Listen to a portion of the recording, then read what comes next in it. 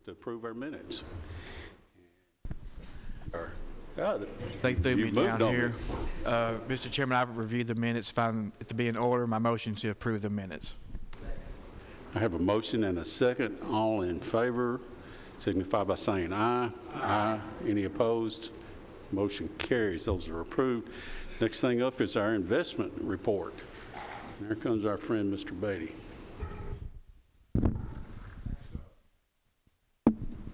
Be on your report. Good evening. The LGIP rate is 2 basis points, so that made our effective rate for August 28 basis points. We bid some money in August, and we got 20 basis points for a year, and we accepted that. So why did we do that when we're getting 28? Because we started September 1 our new banking contract. So our interest rate will go to 15 basis points starting September 1, and that will fluctuate with Fed funds rate. But there is a cap on the amount that we can put in the bank, and that was part of our bid process that we went through. So we have moved some money to LGIP to stay in that rate. So we're getting some of it too. So we're going to start bidding out more money. And so that made that CD rate, where that had not been attractive for us under our old contract, is attractive to us today. But where we are, just so you kind of know, we're going to try to bid money, but with all of the money that's come into counties and cities and governments through the COVID money and the different programs, there is a lot of liquidity in the banks. And so they really don't need our money, is the right, I think, the proper way to say it.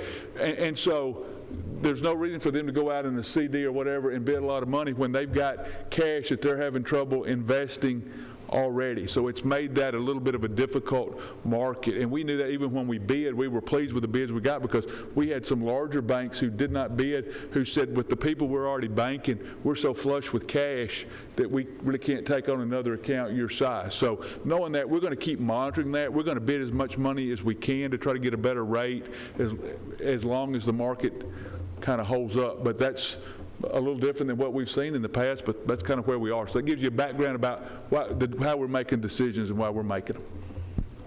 Just kind of a reversal of supply and demand. It is. It's no more complicated than that, Commissioner.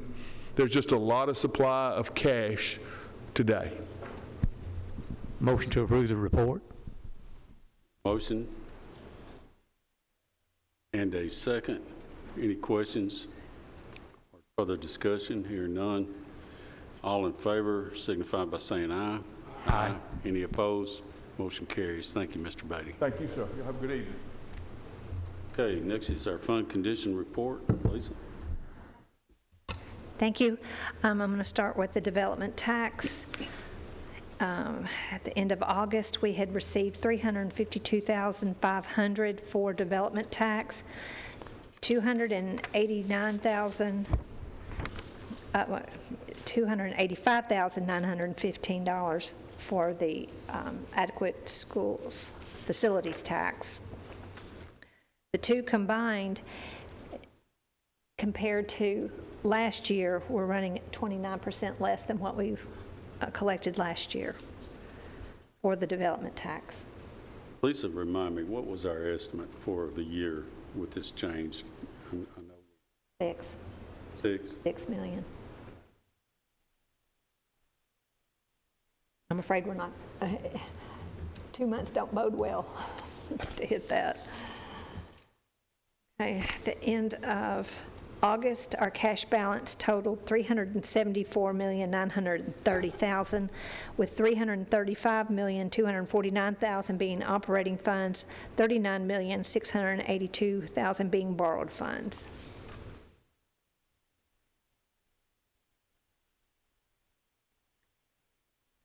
There's no question. We'll move on to the revenue. Again, it's pretty much, for a lot of the revenues, it's only 1 month of reported revenue, even though we are 2 months in. What I try to give you is some greens to kind of show you we're either at or exceed where we were on the previous 5 years. So far, general fund and the ambulance is running either pretty tight, similar or ahead. And along with solid waste and road and bridge.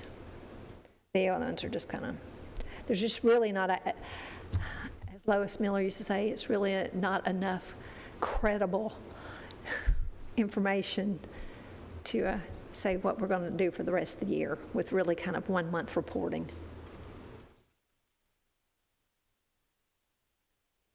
Interestingly, our sales tax countywide, that's all municipalities and governments reporting, we are 23.94% higher than we were last year. 1 month reported. Question. On our sales tax, do you credit that to products costing more now or more sales? Which way would you look at that? Yeah, it has to be, I still feel like a lot of it is a sales tax on internet sales, where it was dropped from 500 to 100,000, and I think that's what a lot of it is. Now, there's no way for me to tell it's because it's inflated rates. If that's the case, wouldn't our municipalities be suffering on their sales So what I'm tax? giving But you you, said this was... it's everybody. When I report these numbers, it's Rutherford County, every government, every sale within the government. Right, and I understood you to say that you were looking at it overall, there was an increase, and I just wondered if theirs was less Theirs is or still- more. Because it looks like it would be, because some of that's being diverted that used to be all... They're tracking, I tell you who, all last year and even starting into this year, it's the county is so much higher. Sales in the rural area. Well, you know that you don't have businesses, a whole lot of businesses in the rural area. So to me, that's why I come back to internet sales where it's to destination. I don't know, we've got so many Dollar Generals popping up, maybe that's who's pulling our bacon out, but... I'm sure. Internet sales and Dollar General. Right. I say that jokingly, but that's true. I mean, there's a lot of people that shop local as close as they can, and I don't blame them. Is that everything, Lisa? Yes, sir. Any other questions for Finance Director? If not, I'll entertain a motion.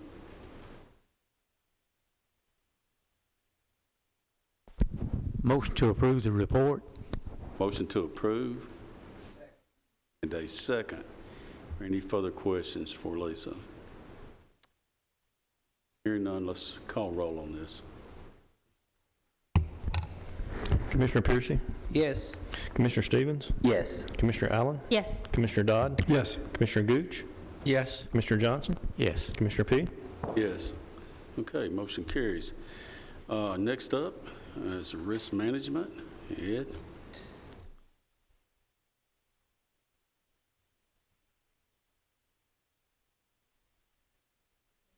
Welcome, Ed.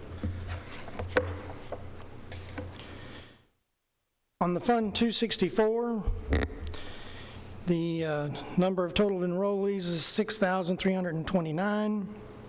For the month of August 2021, revenue $1,881,635. Expenditures, $8,967,530.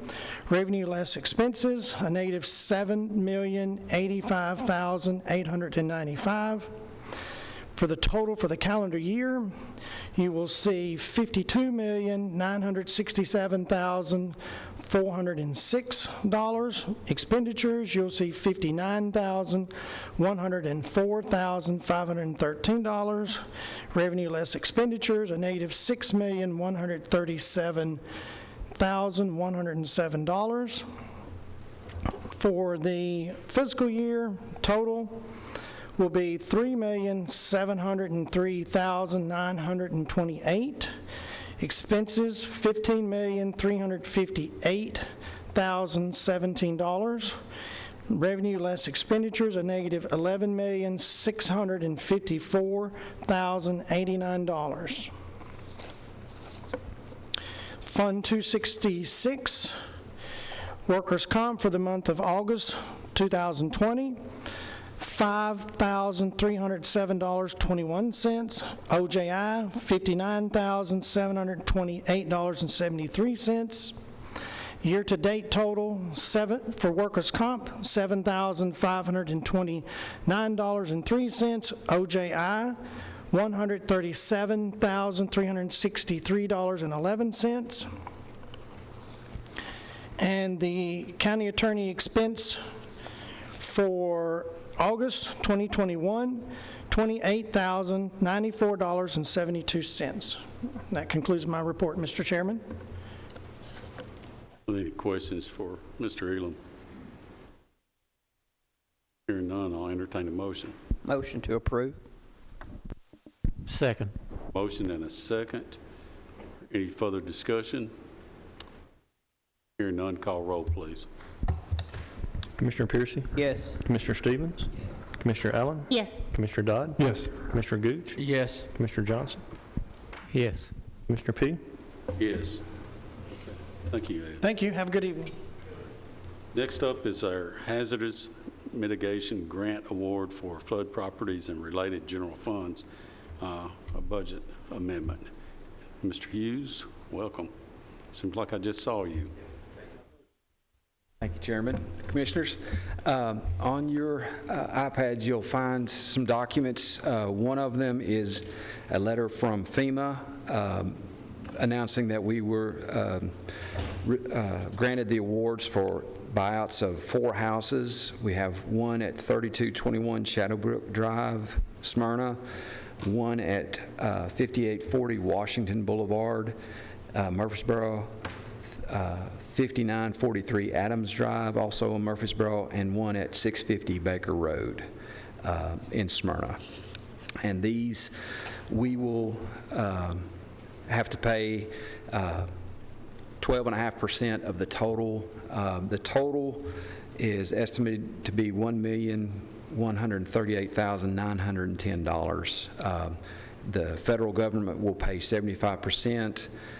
TEMA will pay 12.5%, and the county will pay the other 12.5%. Our portion is, it's on the FEMA, the TEMA one, and it is $142,363.75. But of that money, our demolition costs, waste disposal costs can count towards that share. So we won't have to pay all of that, hopefully.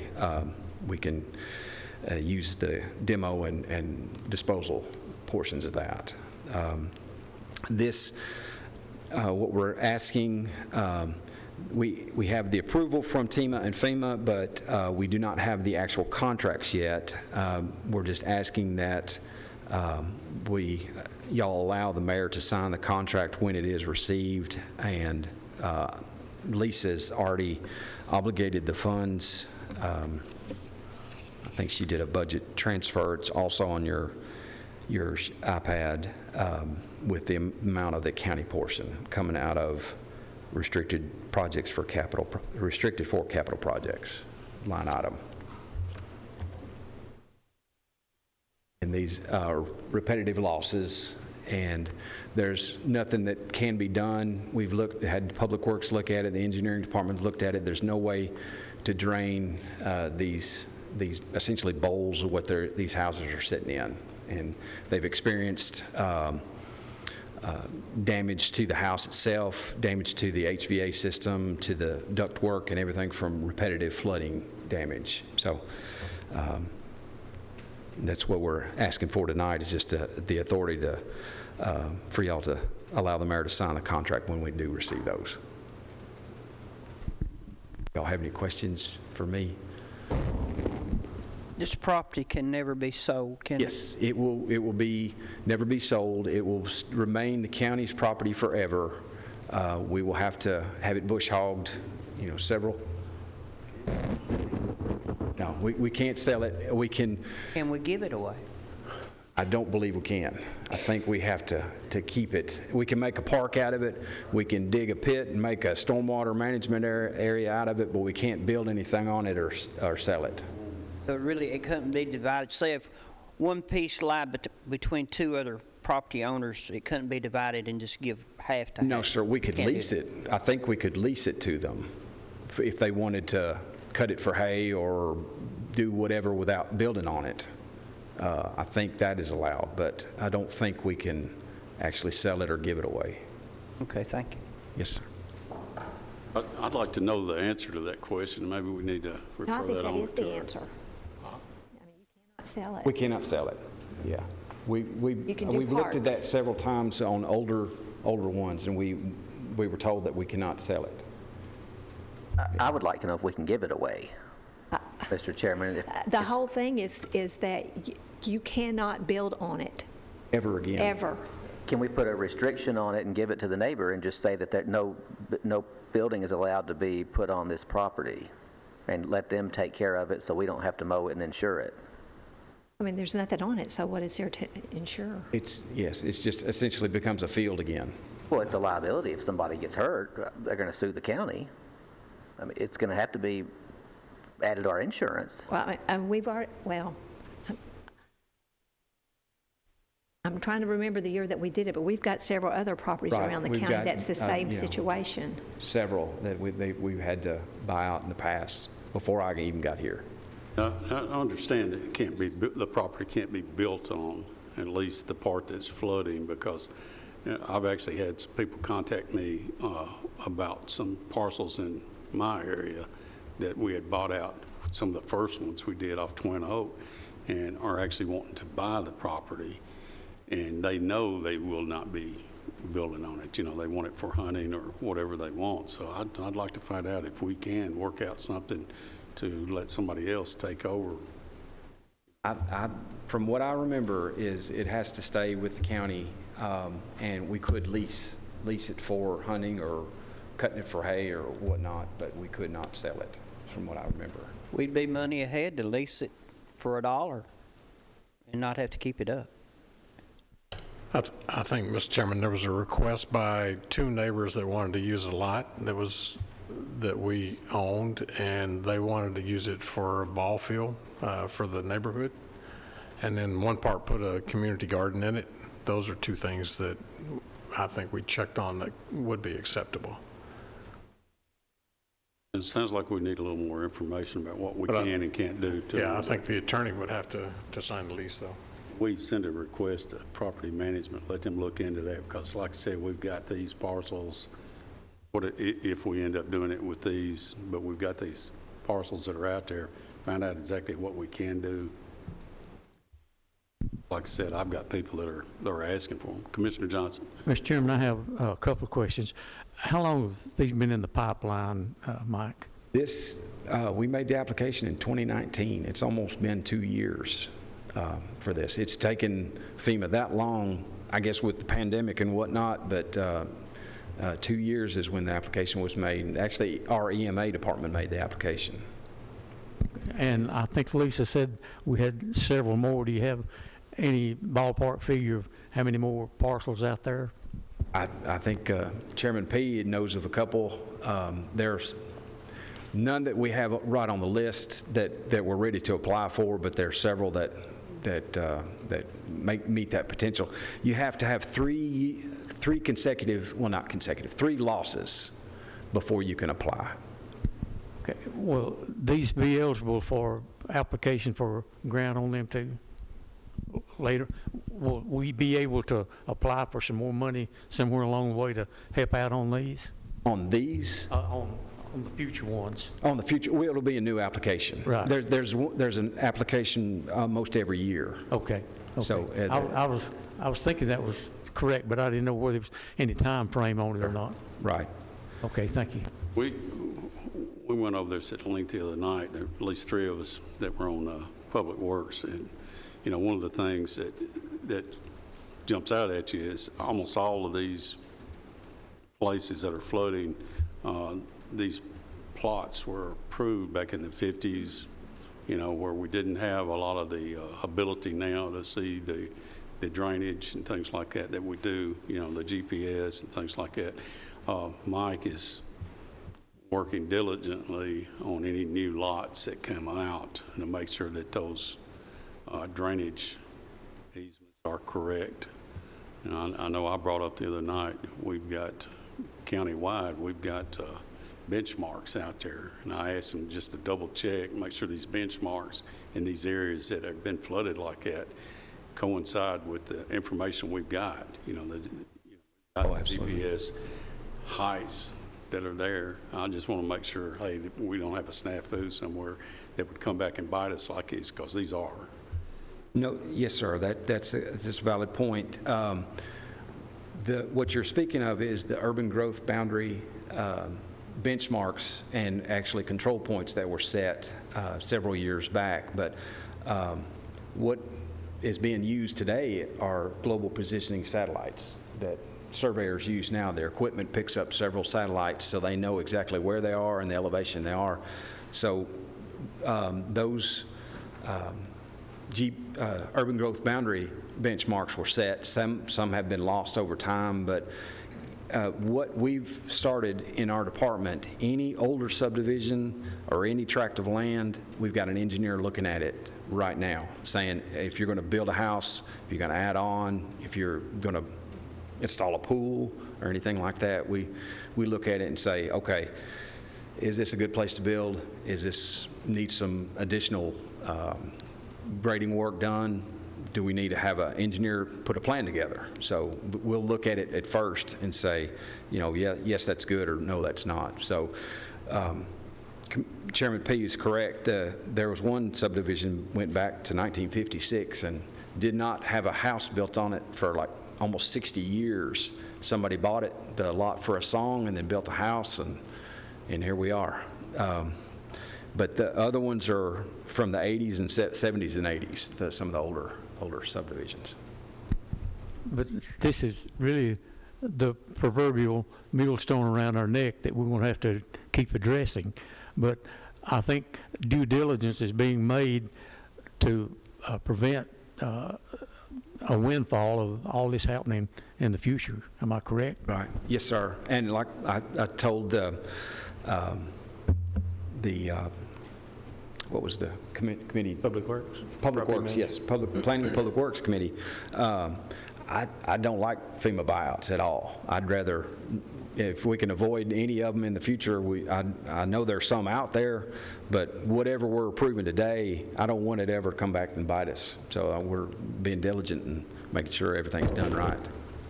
Just out of curiosity, on a lot like this, we buy it out and we can't build on it.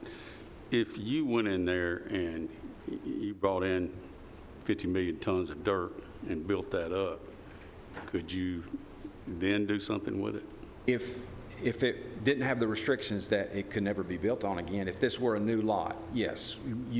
If there was an older subdivision and nobody's built on it, we saw that it's an issue, we would require a critical lot grading plan to show that the house can be elevated and be protected from flooding events.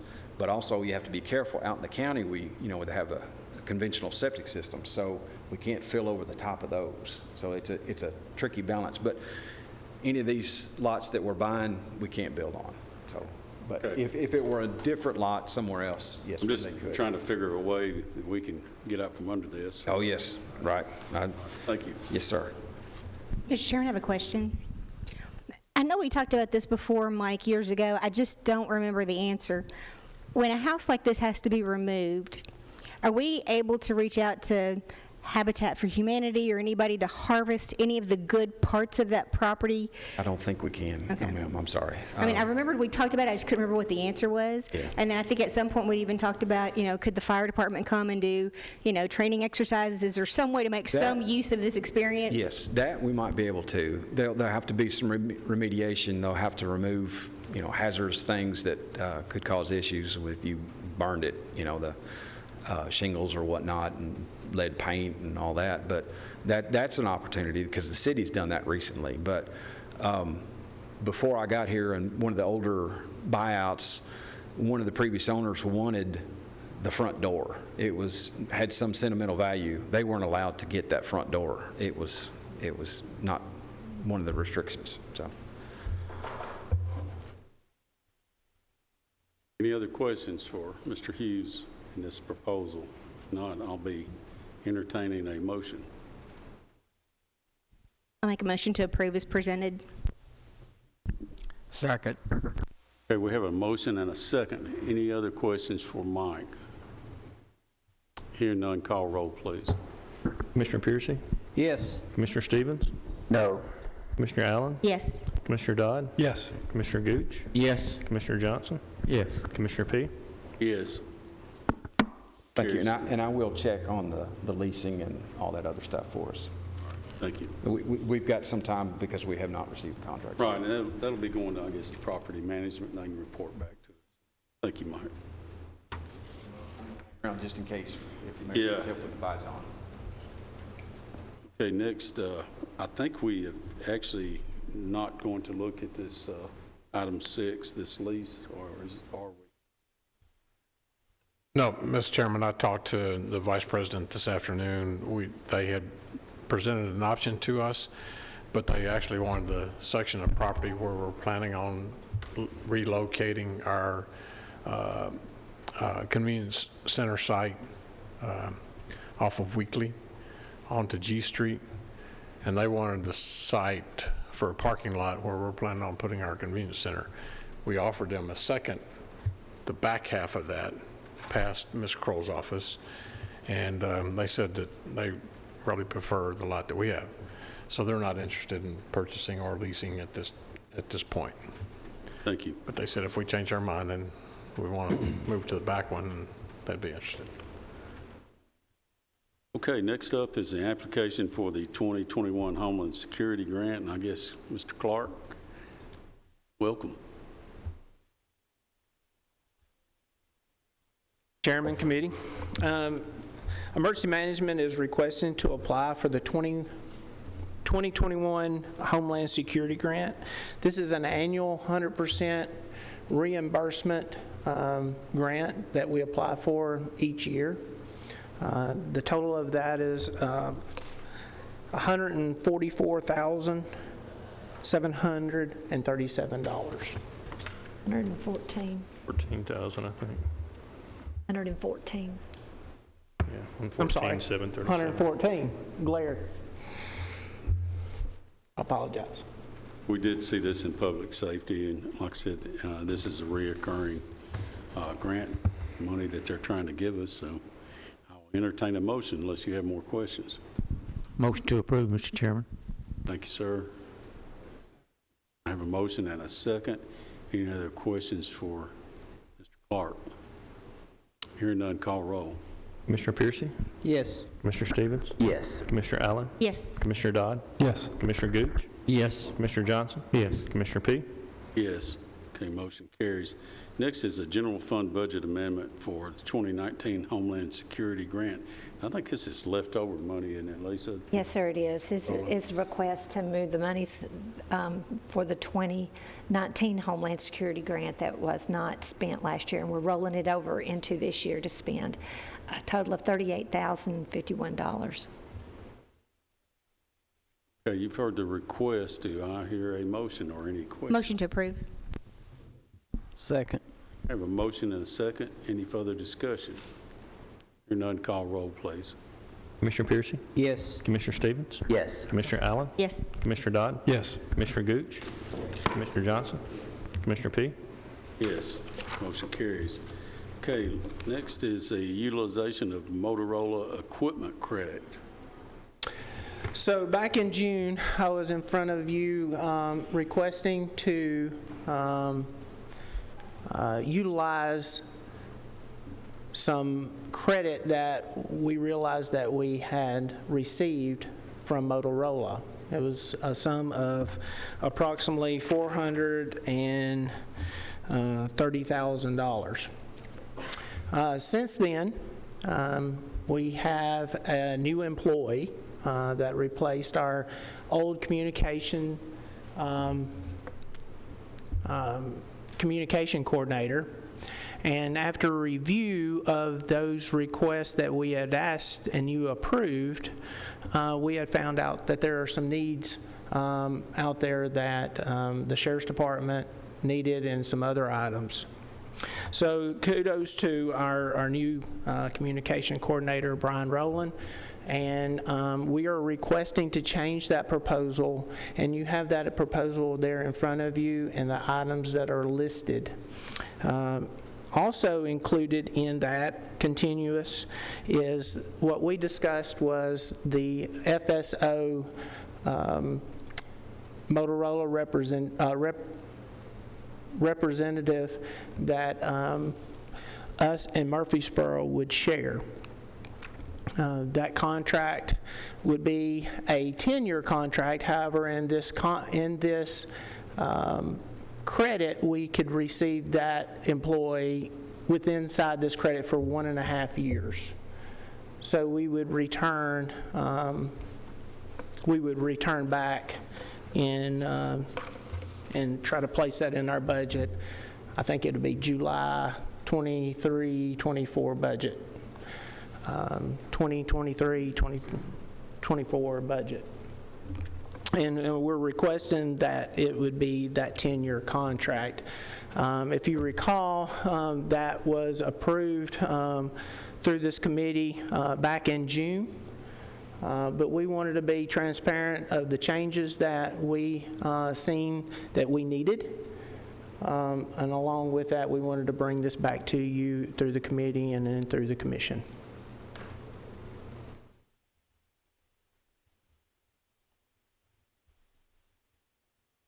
Down in some of the fine print, it says programming is not included in this proposal. Installation is included. Where's the money for the programming going to come from? It is included in there. So we have people in here that, Brian is back here, that we program these radios, put those talk groups in there. So you're saying it is included? Yes, sir. From my understanding, yes, sir. Why does this say it is not included? Brian, do you...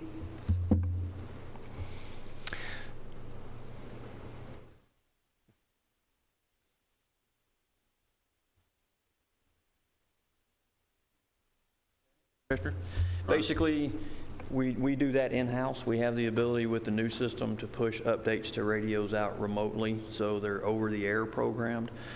We can also lay hands on them as they come in and put the programming templates in them as we send them out. So we can take care of that in-house.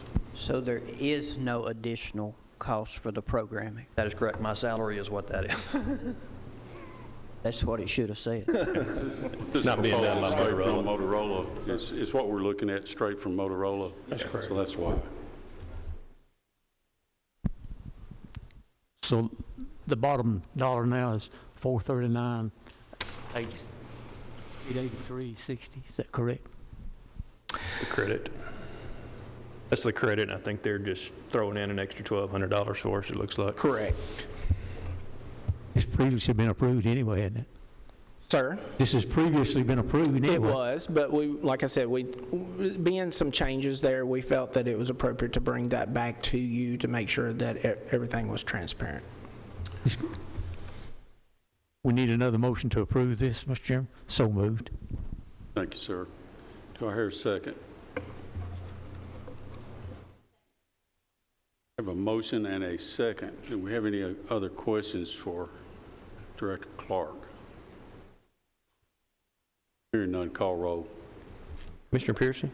Yes. Commissioner Stevens? Yes. Commissioner Allen? Yes. Commissioner Dodd? Yes. Commissioner Gooch? Yes. Commissioner Johnson? Yes. Commissioner P? Yes. Motion carries. Thank you. Thank you, sir. Chris, I think you may be on down the line somewhere. I don't know if you were planning on booking or not, but all right. Next is a general fund budget amendment for county buildings, and this is on the Lane Ag Park. There are two amendments. Ben's coming. Yeah, I see Ben easing this way.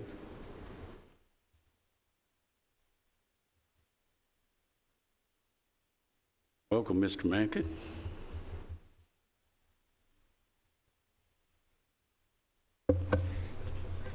Lisa, you might be able to help me explain this better. I'll do this first one. Okay. Okay. So you all know what happened with Elaine Agri Park that occurred last fiscal year. Contract was signed with Codell to do that repair, and I think it totals $479,384. Last fiscal year, Lexington Insurance fronted $100,000 to pay the claim, toward the claim. The initial invoice for Codell was $86,175,088. Okay, so all that occurred last fiscal year. But we do have the cost of the repair into this fiscal year. So this amendment is to provide funding for the balance of the repair in this fiscal year. Later, there should be, and when I say later, sometimes it takes a while to get through the process, that we're insured $100,000. Our deductible. Yeah, thank you. Our deductible is $100,000. So the balance should come back through at some point in time as a insurance recovery into the. We'll put this into this fund, but in the meantime, we got to have some cash flow to pay this contract for repairs. And there is subrogation back against the person who hit. I doubt that they have a whole lot of money on their insurance policy, but our claims company is, Crawford Company is going after whatever insurance they might have had on their vehicle when he drove through the building. So that could be at some point in time coming back to us as well. Okay, let's just look at this one issue. The next request is quite a bit different, if that's okay with the committee. Are there any other questions about this request for funding to repair the ag park? Thank you, Mr. Chairman. The original estimate was 300, and then an additional increase of 393, or was that? Well, we paid part of it last fiscal year. This is simply what we had paid. So it's costing $693,000 to make this repair. The 300 was what was put in the budget for other items that he had in the budget not related to this project, this repair of Ag Center. Thank you. Thank you, Mark. Understood. Yeah. Thank you. Yeah, that wasn't contemplated to be used for this. And I think Ed Elam sent an email to me today that they had turned in the affidavit for insurance recovery. I want to say it was about $238,000 right now. So that should be coming from the insurance company pretty soon too. Any further questions for Mr. Mankin? Hearing none, we'll entertain a motion. Motion to approve. Dodd, thank you. Second. Any further discussion? Hearing none, call roll. Commissioner Pearson? Yes. Commissioner Stevens? Yes. Commissioner Allen? Yes. Commissioner Dodd? Yes. Commissioner Gooch? Yes. Commissioner Johnson? Yes. Commissioner P? Yes. Motion carries. Okay. If you will, Mr. Mankin, go to your second item. Okay, thank you. The second part of this request, I've had one of my maintenance techs is out on FMLA, and I had another maintenance tech that was out with some emergency surgery, had to go on light duty, and so I put him to work on a software program that we're using, and this is a software program that it's a forecasting program, and it's our work order system. But anyway, due to my limited time to work on this program, he's been entering the assets on buildings that has actually been on our books for several years now. And I'd requested back at the original budget for this year, I'd requested for a software system person to maintain this software. With this guy on light duty, I put him to work on that, and we demonstrated that to the mayor this past week. We looked at it. my request is to keep this guy on, keep this tech, to change his title to this software, the systems guy, and replace him with just another entry-level maintenance tech. And the request, I think, totaled $51,121 for the transfer.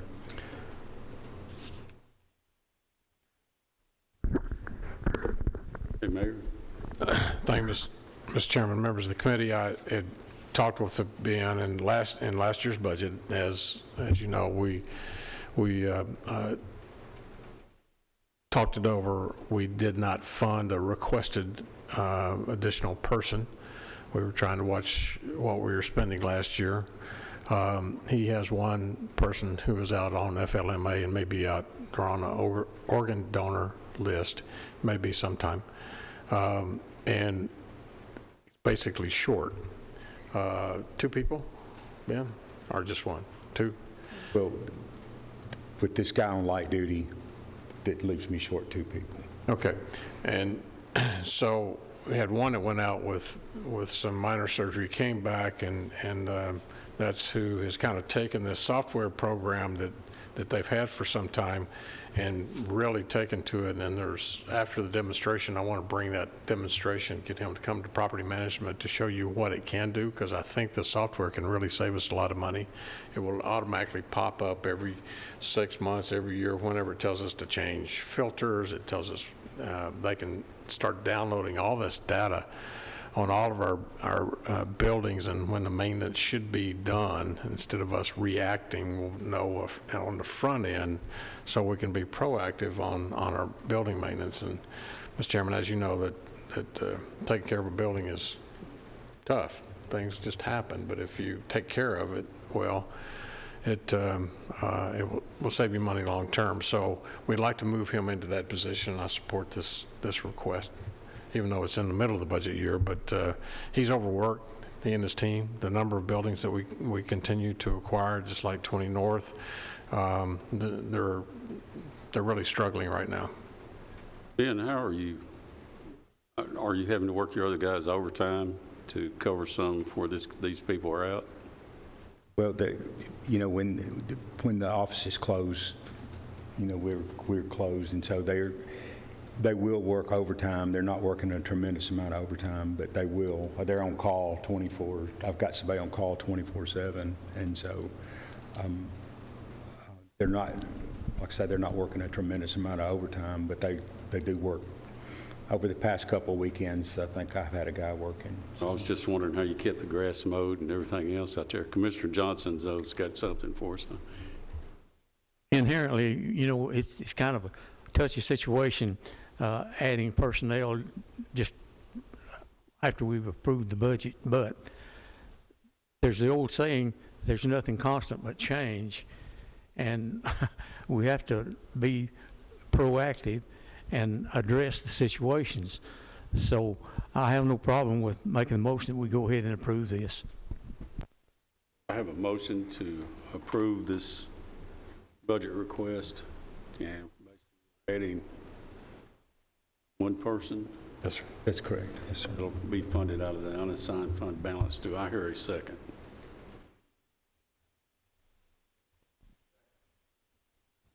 I have a motion and a second. Are there any other questions for either the mayor or Mr. Mankin? Mr. Chairman, I have a question. So the person who's doing the light duty work and the data entry now, when his light duty restrictions are lifted, are you going to keep him in this role, or do you not anticipate those restrictions being lifted? No, I want to keep him I want to keep him in this role to maintain this software. He's taken his turn going on call, and he's still a qualified maintenance tech. And if he has to get in the truck and go take care of something, then we've already talked about that. But I want to keep him on this. I think the software will. I think him maintaining the software will pay for itself. Thank you. Very shortly. Any further discussion? Ben, I've got a question since I don't see any other committee members. Is this software owned by the county, or is it something we developed, or is this something you've went out and bought?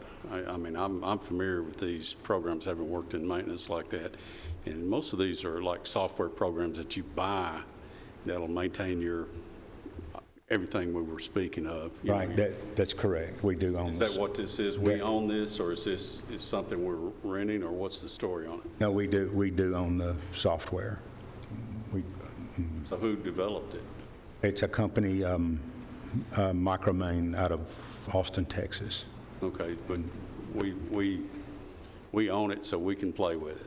I just That's want to make correct. sure. Unfortunately, Ben and his department just hasn't had anybody that really wants to dig into it and utilize it for its maximum capabilities that we've had at our disposal.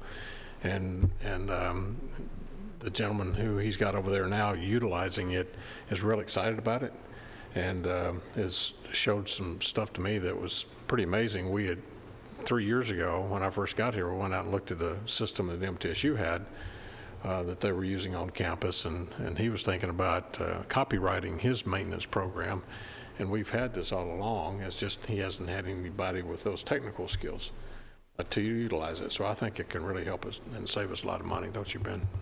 Like I said, that's kind of in the field I've been working in, and they definitely will pay for themselves keeping up.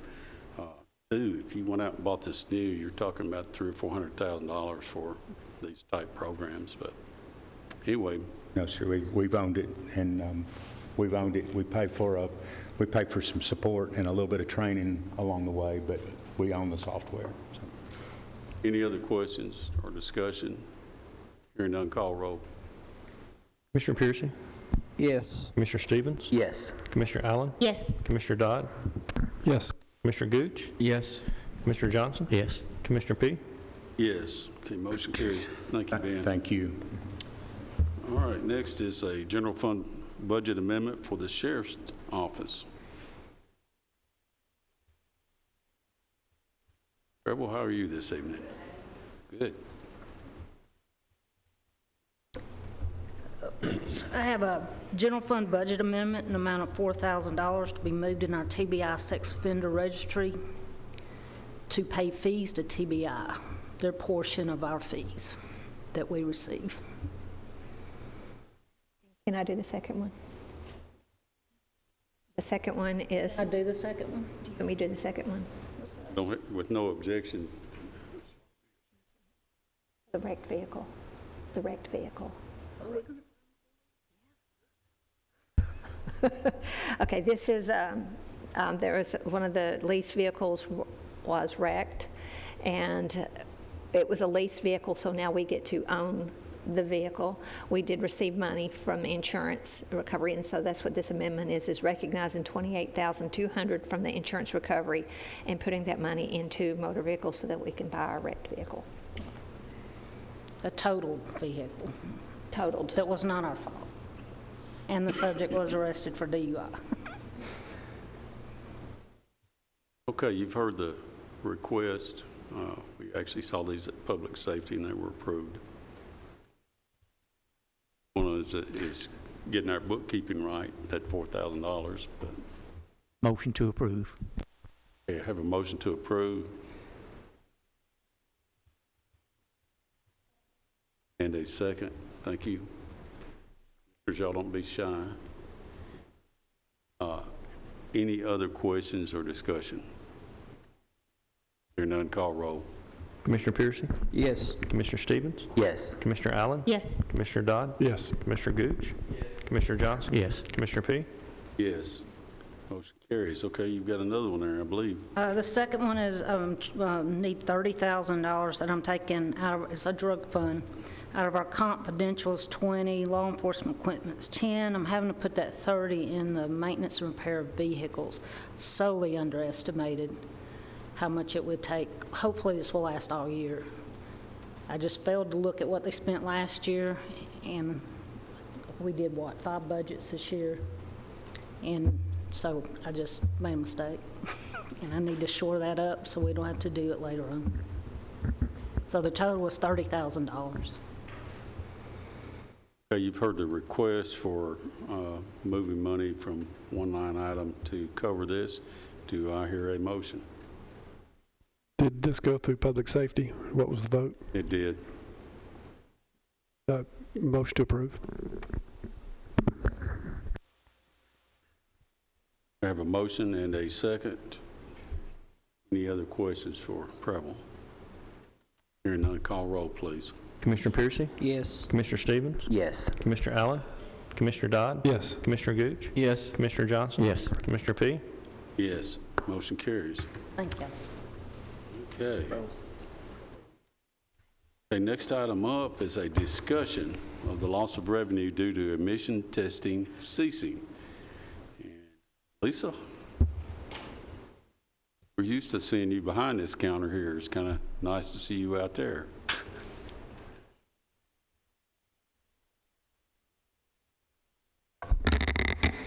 I know, right? Well, good evening. I'm bringing you this information today because I feel like you all, as the Budget Committee and the Commissioners, need to know what will happen. Beginning January the 14th of 2022, the emissions testing will be eliminated. It will no longer be there for anyone to go through.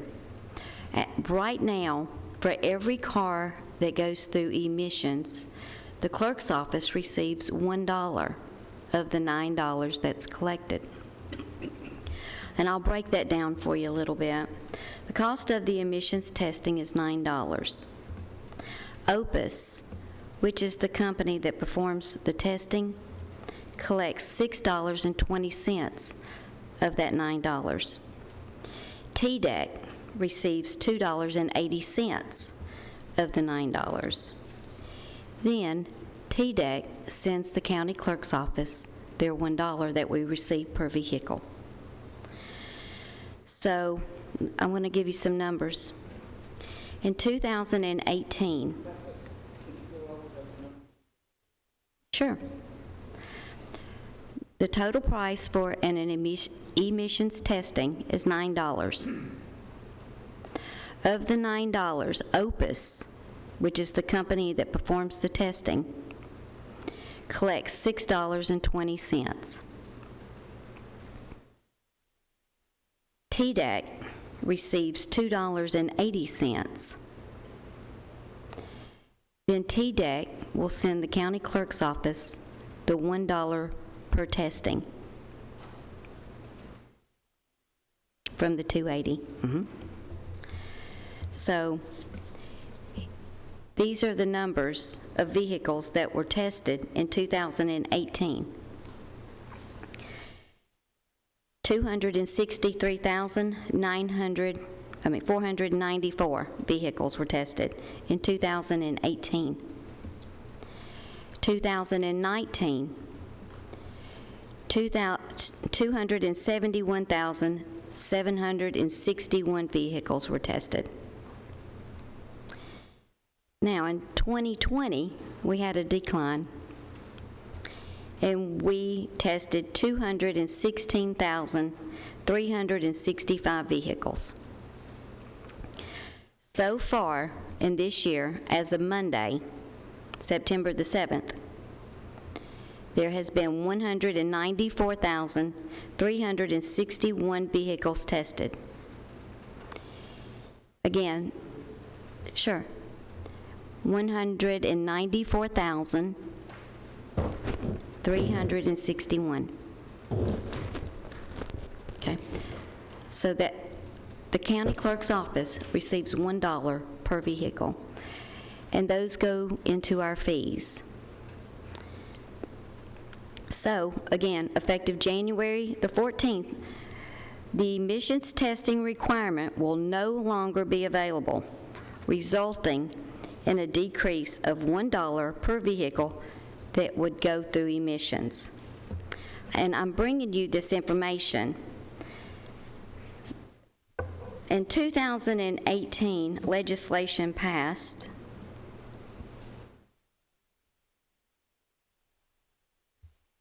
that allows the county, the governing body, to collect from $1 to $4 per vehicle.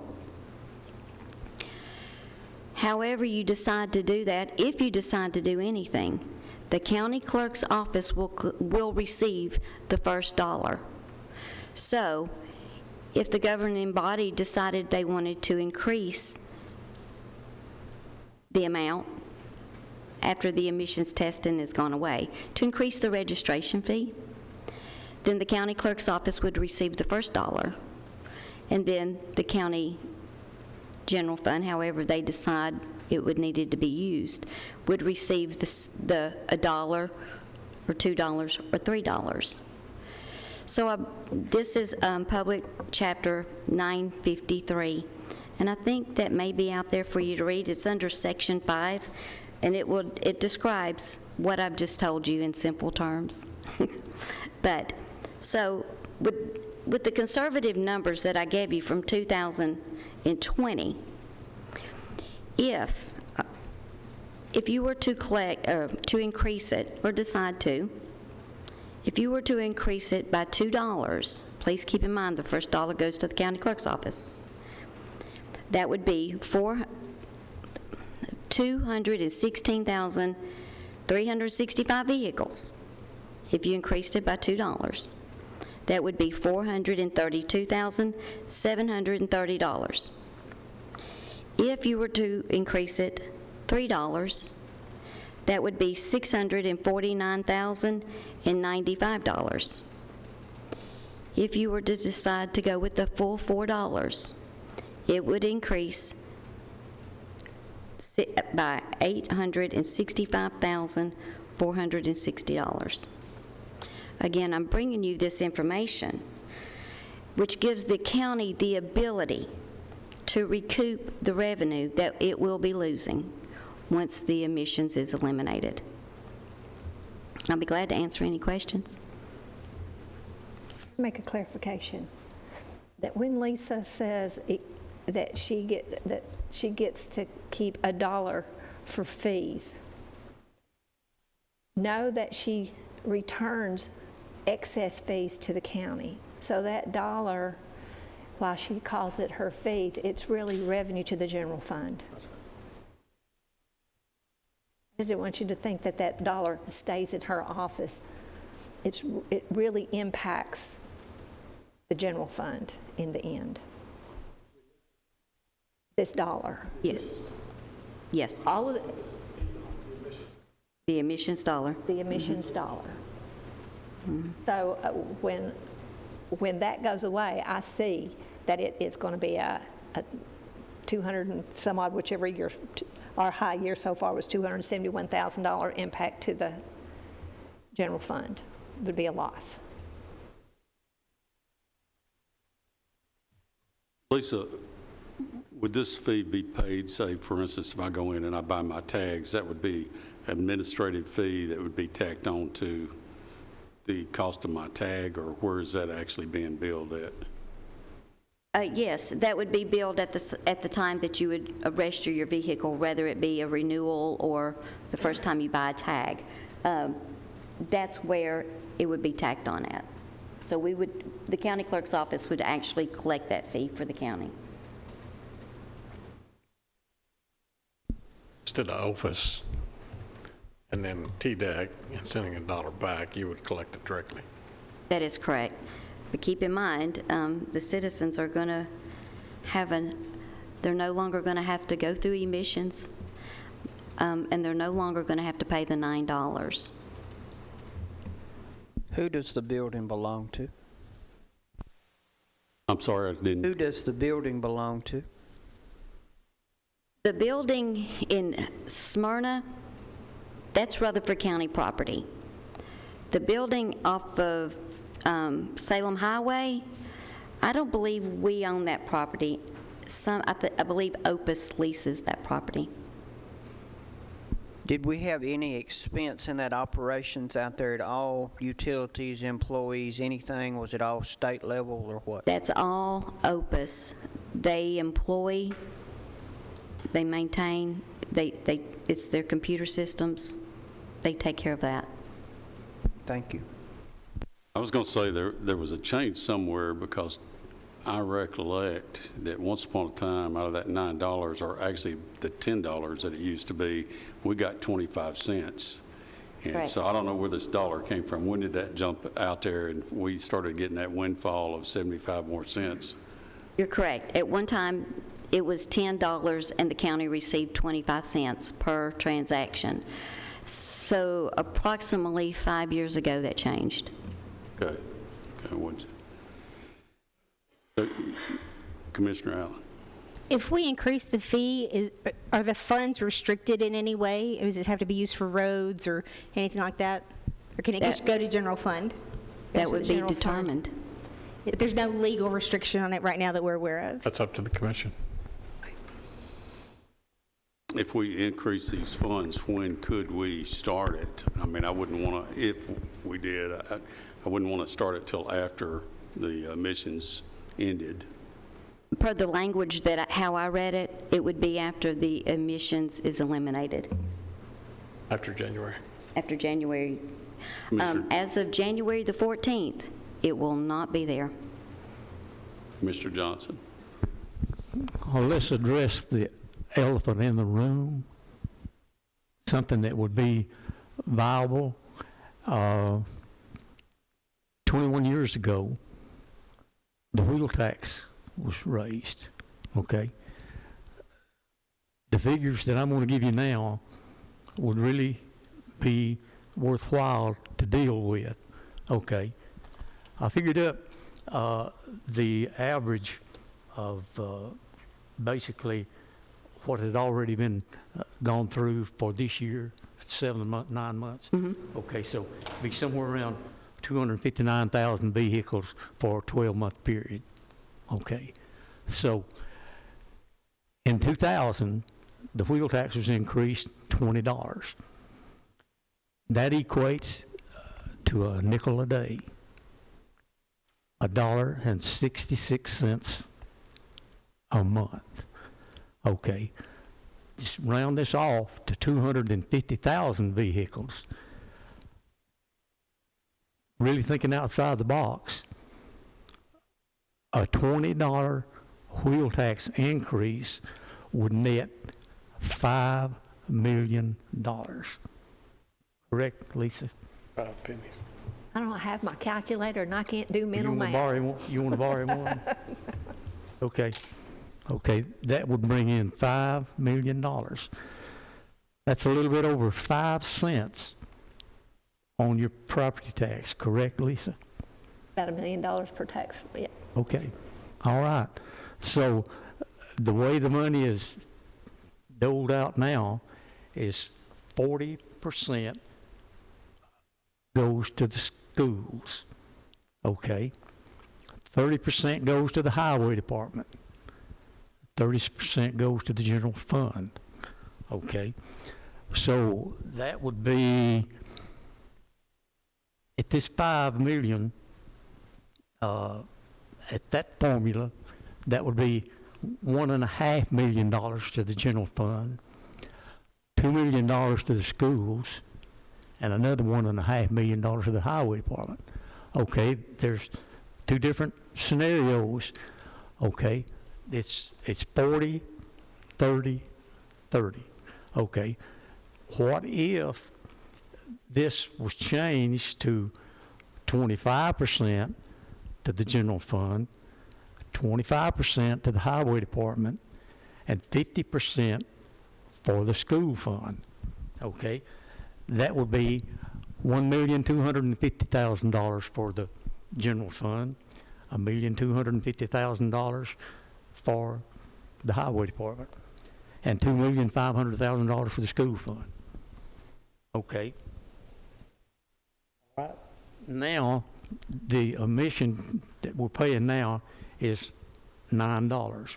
Okay, a $20 increase would only be $11 more than people are paying for their tags now. Okay. Like I said, a $20 increase would be an increase of 0.0547 cents a day. $1.66 a month. Okay, you got two options. If the county commission voted to increase the wheel tax, we have the option of putting it on a referendum or 2 readings through the full commission to pass it, okay? So we might have to get a ruling on maybe the private act for an option change to change this percentage of 25, 50, and 25. So the advantage of that would be that apartment dwellers have to have a license plate, okay? The school system would benefit from that because there's quite a few students that live in apartments, okay? And that way it would help refund and address the problem with the county on the general fund. It give property owners a benefit of this on their property tax. So I'm just throwing that out for food for thought, you know. And if it was put on a referendum, it could be addressed in the November election or even in the August election, whichever the commission felt was most reasonable. So that's just food for thought, and think about it. Well, thank you for that information, and it's good information. But I'm here to bring information today on what is available to us now, and that is totally up to this body and to the governing commissioning, however they decide, if they decide anything. Well, this would be available upon approval. 21 years ago, it passed 20-1. And just think of what that nickel a day, at that time, same thing, okay, nickel a day, all right? And the license tags is a bargain because some of the surrounding states have what is called an ad valorem tax, the value of the vehicle. People pay $500 and $600 for their license plates. And more people are coming in here. They're bringing in vehicles, wear and tear on the roads, school fund, and everything else. So just chew on that for a little bit.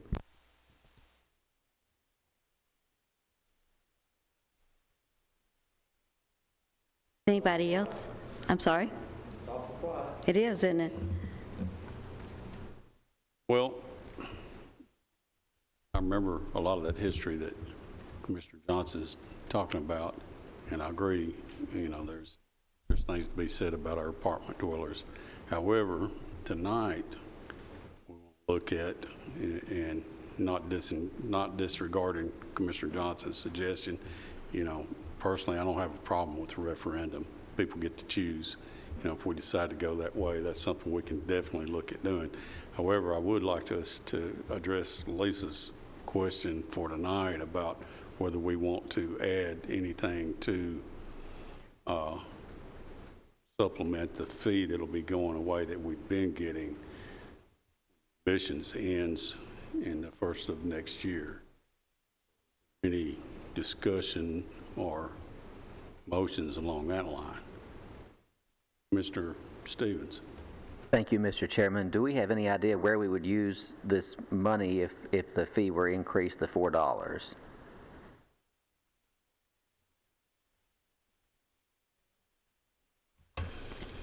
We adopted a budget upside down again, where our revenue does not match our expenditures. And so to me, it fills that hole.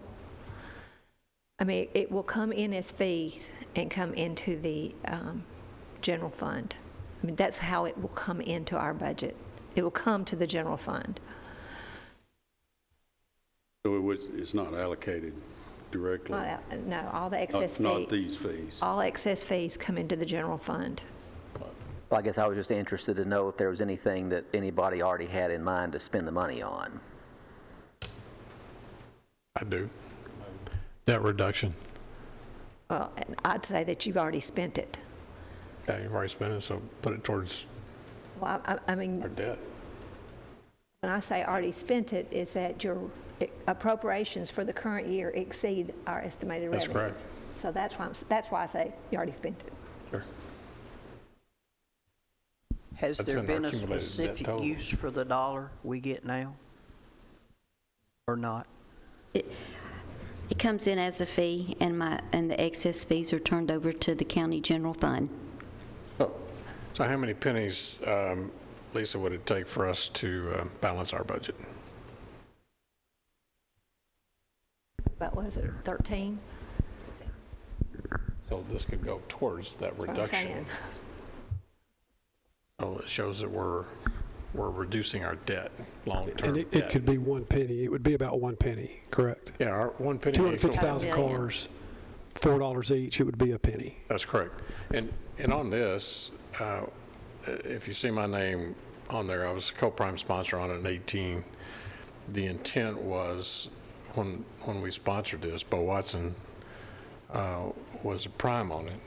I was co-prime. But the intent was to give, down in paragraph 5, to give the locals the option to go up to that $4. That could be designated by you, the commission, to go straight toward whatever you want it to go towards, but I would recommend it to go towards debt reduction. That helps you maintain your AAA bond rating with Moody's. It keeps it off the property tax, and I don't think you want to go on the wheel tax. I think that would just create a lot of other issues. You'd have to go back to the General Assembly and request this piece of legislation gives you the ability to add it on right now and send it directly towards your paying off your debt. And I'm hearing Lisa say we might choose to put it to debt service, but regardless, we had to borrow $30 million. We had to use $30 million of our fund savings, fund balance. So, right. Bottom line, it's a penny to the. And it's recurring. This legislation tells where the money will go. $1 is retained by the clerk, but now that comes through excess. And remit as directed by the county commission the balance of any funds to the county general fund. So it would be a windfall to Lisa that currently the extra fees she passes general fund. In this case, the dollar would stay. So your budget would go up, your revenue would go up by $250,000, $290,000 or so. It'll be just as it is now. I'll retain it, and then I turn over excess fees to the county general. So it'll stay the same. If you keep the dollar, Yeah. no, there's no change. No change. Mr. Johnson. Okay. Now, correct me if I'm wrong. What did you say? If it was increased to $4, what would it bring? And that's on the conservative number of last year. We were down considerably. On $4, it would increase $865,460. That's on the $4. Okay, so basically, if the figures stay the same, say roughly 250,000, I was looking at 259, so say for 250 for a year at $4, that'd be $1 million, right? Now, that's not chump change either, and I don't think it's going to bankrupt anybody. So the information that I gave you before, that's just food for thought. I'm not advocating that at all. And I feel the public is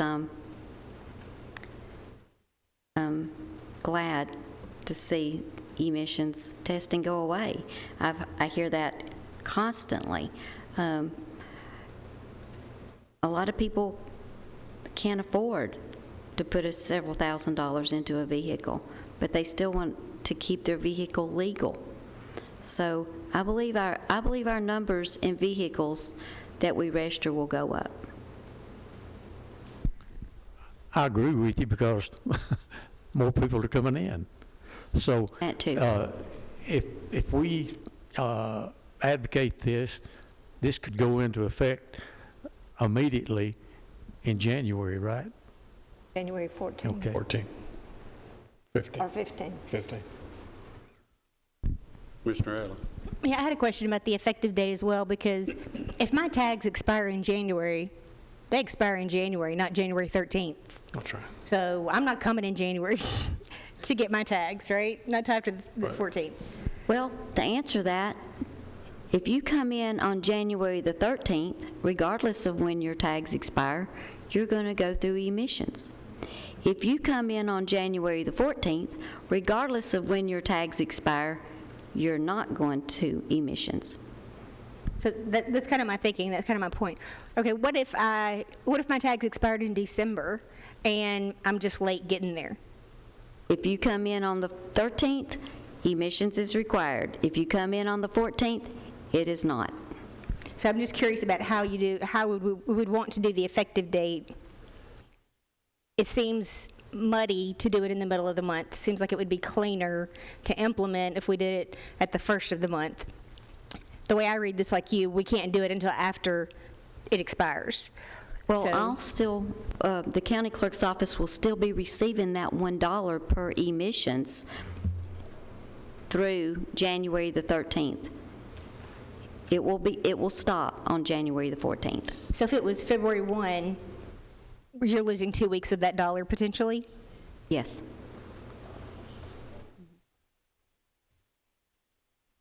Okay, you've heard the recommendation or the information.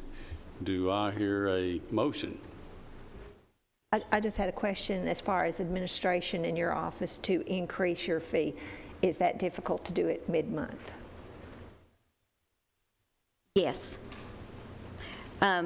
Because the information will need to be changed on the renewal notices, and those go out from the state of Tennessee. So we will need to give them the opportunity to correct the information that's on there. So it would need to be the beginning of a month, I would suggest. Mr. Chairman, why not look at, we're going to get as much flack for $4 as we would for $5. Only 4. This only allows up to $4. This information I'm giving you tonight only allows up to $4. Yes. Well, that's a bummer. You need a motion for this, Mr. I Chairman? do, if that's your intent. Yes, sir. So moved. Okay, we have a motion to increase the fees to $4 after the emissions testing ends next year. Do I have a second? Effective, I need an effective date on that. gonna Well, I make a said when motion. it ends. What was the date? 13th of? It would be effective January the 15th, wouldn't it? Lisa said that it would be difficult for her to do mid-month, so February 1 would be the cleanest effective date. February 1, is that acceptable to your motion? Okay. Okay. How about a second? I'll second. We do have a second. Discussion. Commissioner Stevens. Thank you. I want to make sure that people at home don't misunderstand what we're doing here. We're not raising the wheel tax. That's correct. Right. This is not raising the wheel tax. One more time. Right, this is an administrative fee. You're already paying $9 to get your emissions done, so you're going to come out with a net savings of $5 still when this is done. So I just want to make crystal clear to people so it doesn't end up in the newspaper and social media and all that. The county commission is going wild with spending and taxes and raising wheel taxes and all this, because that's not what's happening here.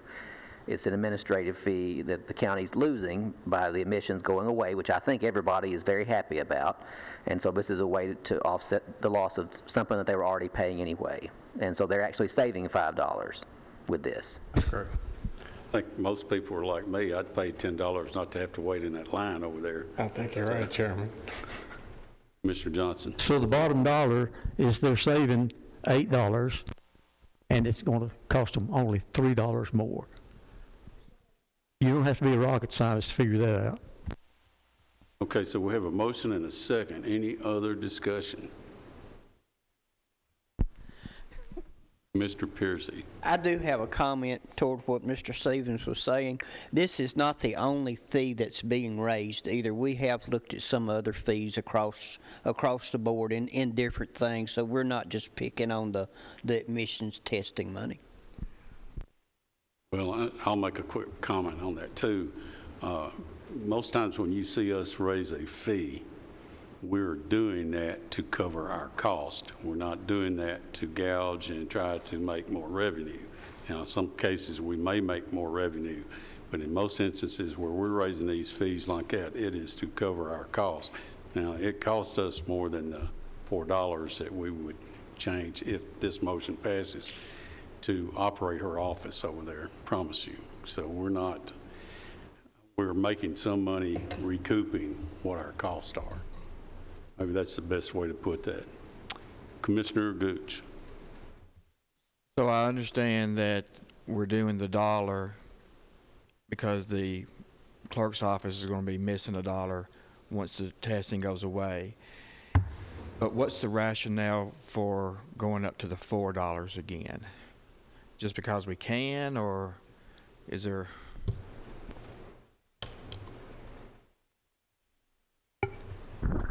Yeah, that's my take on it, Commissioner, is that it's a windfall $3 to the general fund of Rutherford County, period. So instead of being an extra $3 windfall for the residents, it's going to be for the county government. Yes. It's an additional fee to register your car. Pay for services of the general fund. Mr. Johnson, you had your hand Pay up. for To services. pay for the services.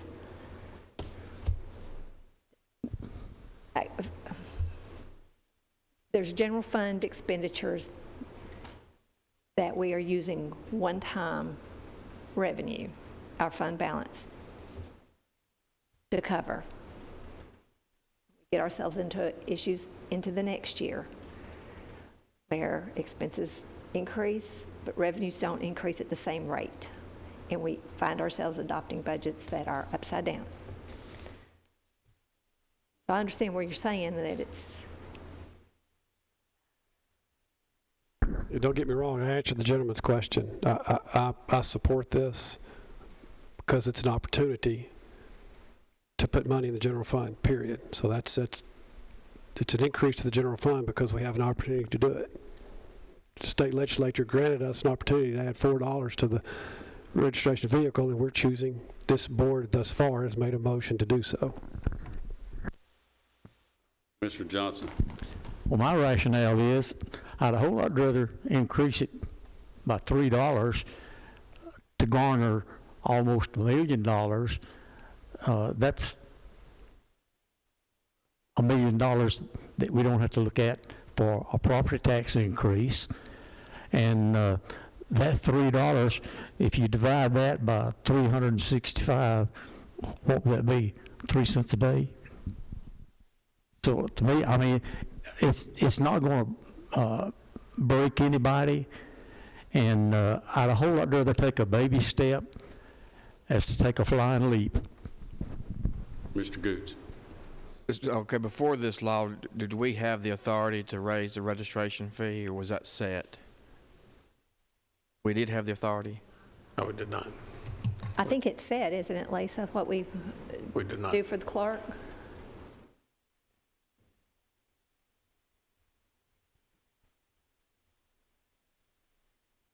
The state fee of $29 is set by the state of Tennessee, and that is across the state.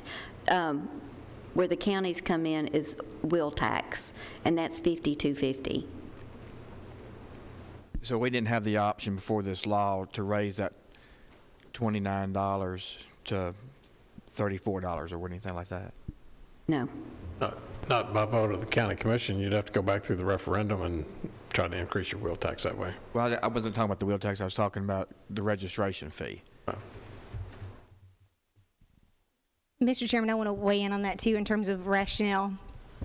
It's really identical to what Commissioner Johnson's was in that, you know, we are very limited in terms of where and how we can collect revenue. And repeatedly, you hear the complaint from citizens about growth and about increased apartments and, you know, those kinds of things, the increase of renters living here. Of course, then you also have, you know, commercial landlords say, I pay 40% in taxes instead of the 25% for residential. So you can get into all kinds of nuances about this. But the bottom line is you have more people driving on the road and you have property owners paying for those roads. And so this is a way for people, I consider it like a user fee. You're using a vehicle on the road, we're asking you to pay to use that vehicle. So in my mind, it's a way to share more equitably that expense. So. Any other discussion? Well, I'm going to throw in my 2 cents. Commissioner Dodd, and I know Commissioner Cook have been on a committee to look for alternative methods of raising revenue other than our property tax. This is one that, you know, we're given an opportunity from the state, and we're very limited on what we can tax and how we can tax. Matter of fact, I just got a call from Moore County. Their chairman of their budget committee called me and said, where are you finding money? We are desperate to keep our schools going, and we don't want to continue doing our property tax. And he was basically crying in his beer about the, the school facilities tax, or whatever we call it now. And I said, well, it is what it is, you know, until we can get the state legislature to change their mind on, you know, those fees, and then where we're at. But it's not just us. So we are looking for alternatives to property tax. In my mind, that's what this is good for. Commissioner Johnson. One last point. The $3 would equate to less than a penny a day. Mayor. Mr. Chairman, one last thing. If you look under Public Chapter 953, when it was passed back in 2018, you had now Senator Dawn White, she was a House member at the time, Sparks, Terry, and Rudd. So all of our House members did sign on to this bill in support.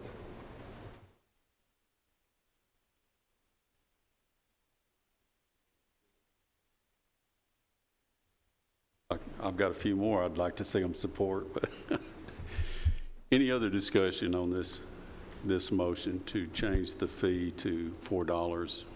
And we had a date. Mark, you want to read that back, make sure I don't say it incorrectly. Yeah, it's increased $4 on the registration fee effective February 1st, 2022. Okay, is it any other questions on this motion? Hearing none, call roll. Commissioner Piercy? Yes. Yes.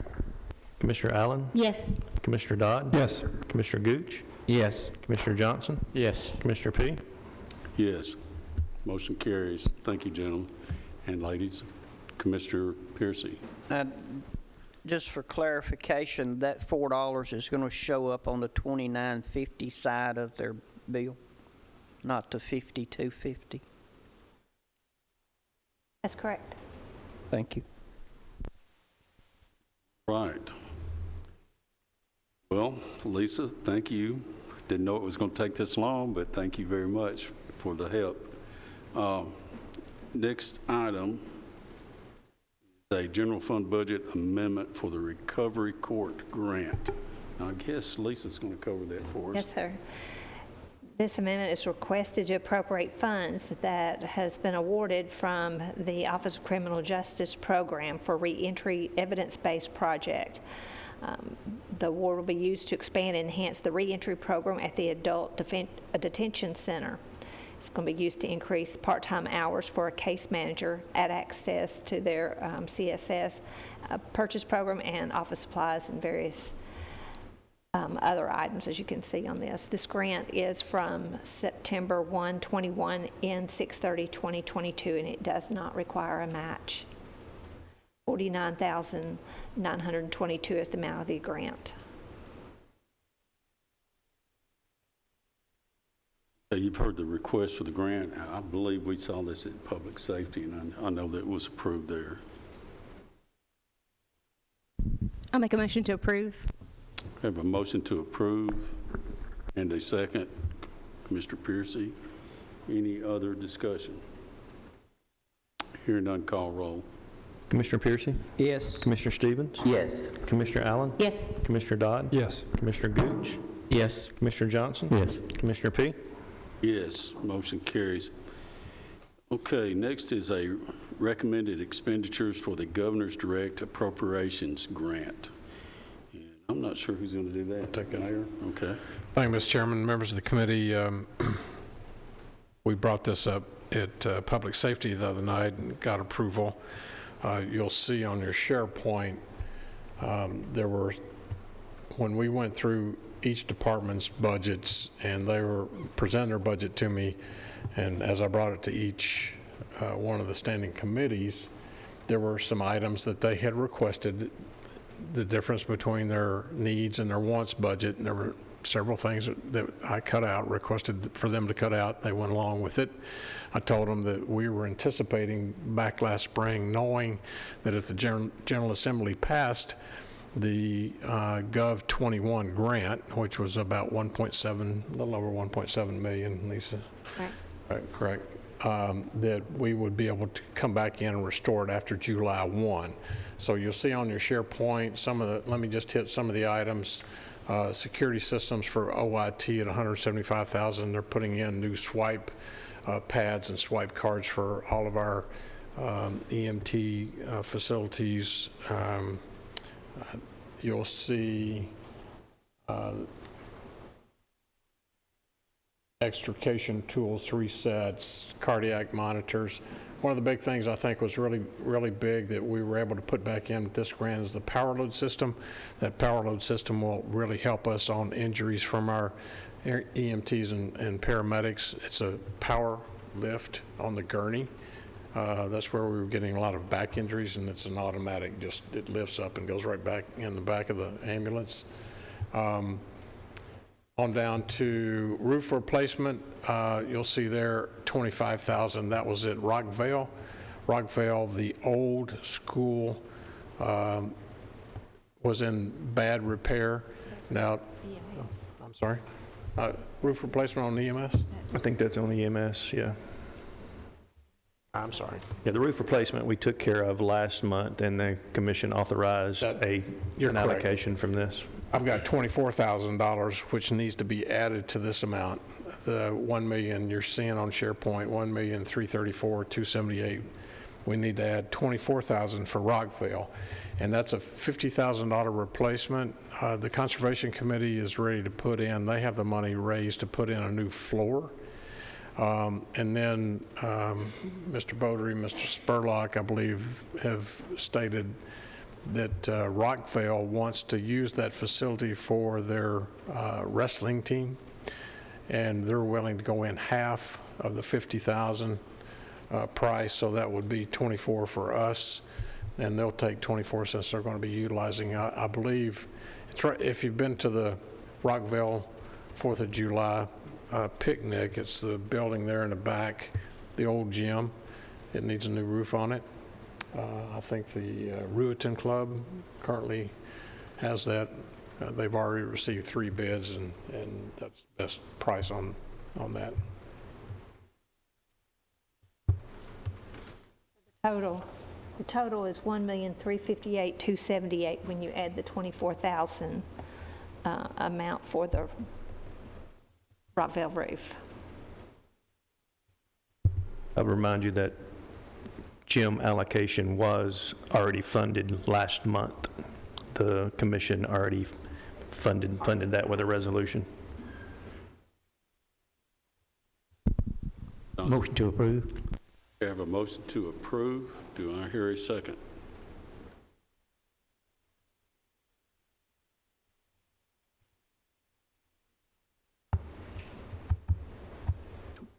Another second or two for a second. Second. Motion and a second to grant money placing through the Governor's Direct Allocation Grant. Approval for these funds will go. Any other questions for Lisa, the mayor? These, and did I hear, has this been through, did you mention public safety? Yes, sir. Okay. Been through public safety and property management both. I remember seeing some of these at property management. Yeah, property management, they added the last 2 items plus the Station 57 repairs, I believe. Which are those bottom 3, or those look to be the Station 57? Station Heat and air, 57 is under the doors, fire roofs. section at 15,000. It's the last item under the fire section at 15,000 plus the 2 items I see. for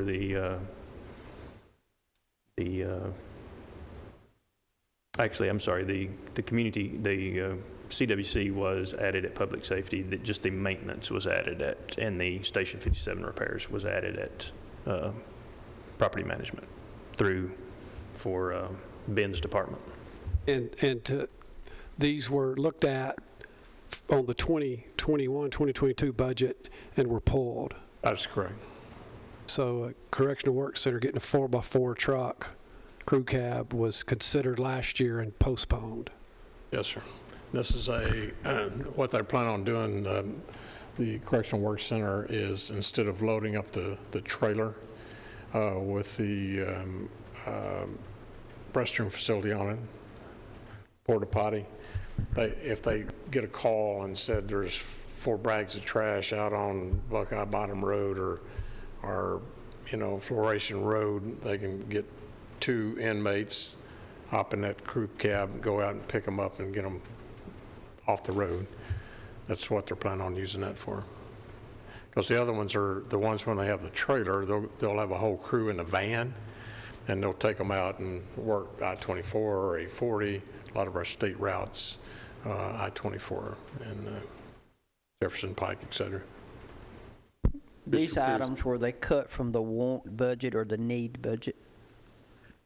Well, and sometimes those budgets always blended when they brought them. So these were actually wants that they felt that they could get by with, but with the anticipation they were really needs, as long as they knew that if we could keep our budget tight going in, then knowing, I'd say, I'll take care of this. I'll go back to the commission, ask them to appropriate this money when we get the grant for 2021, if it passes the legislature, which it did, and we were allocated a little over $1.7 million. We also have a timetable on this grant that on June 30th, the money has to be expended, otherwise we lose it. It's a little bit tighter criteria than what was on the Gov 20 grant that we had received.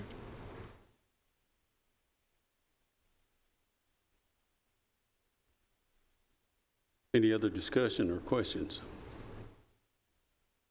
Hearing none, call roll, please. Commissioner Piercy? Yes. Commissioner Stevens? Yes. Commissioner Allen? Yes. Commissioner Dodd? Yes. Commissioner Gooch? Yes. Commissioner Johnson? Yes. Commissioner P? Yes. Okay, motion carries. Okay, next is a Telecom Audit Group Agreement. Is Cody here, or is he going to do that?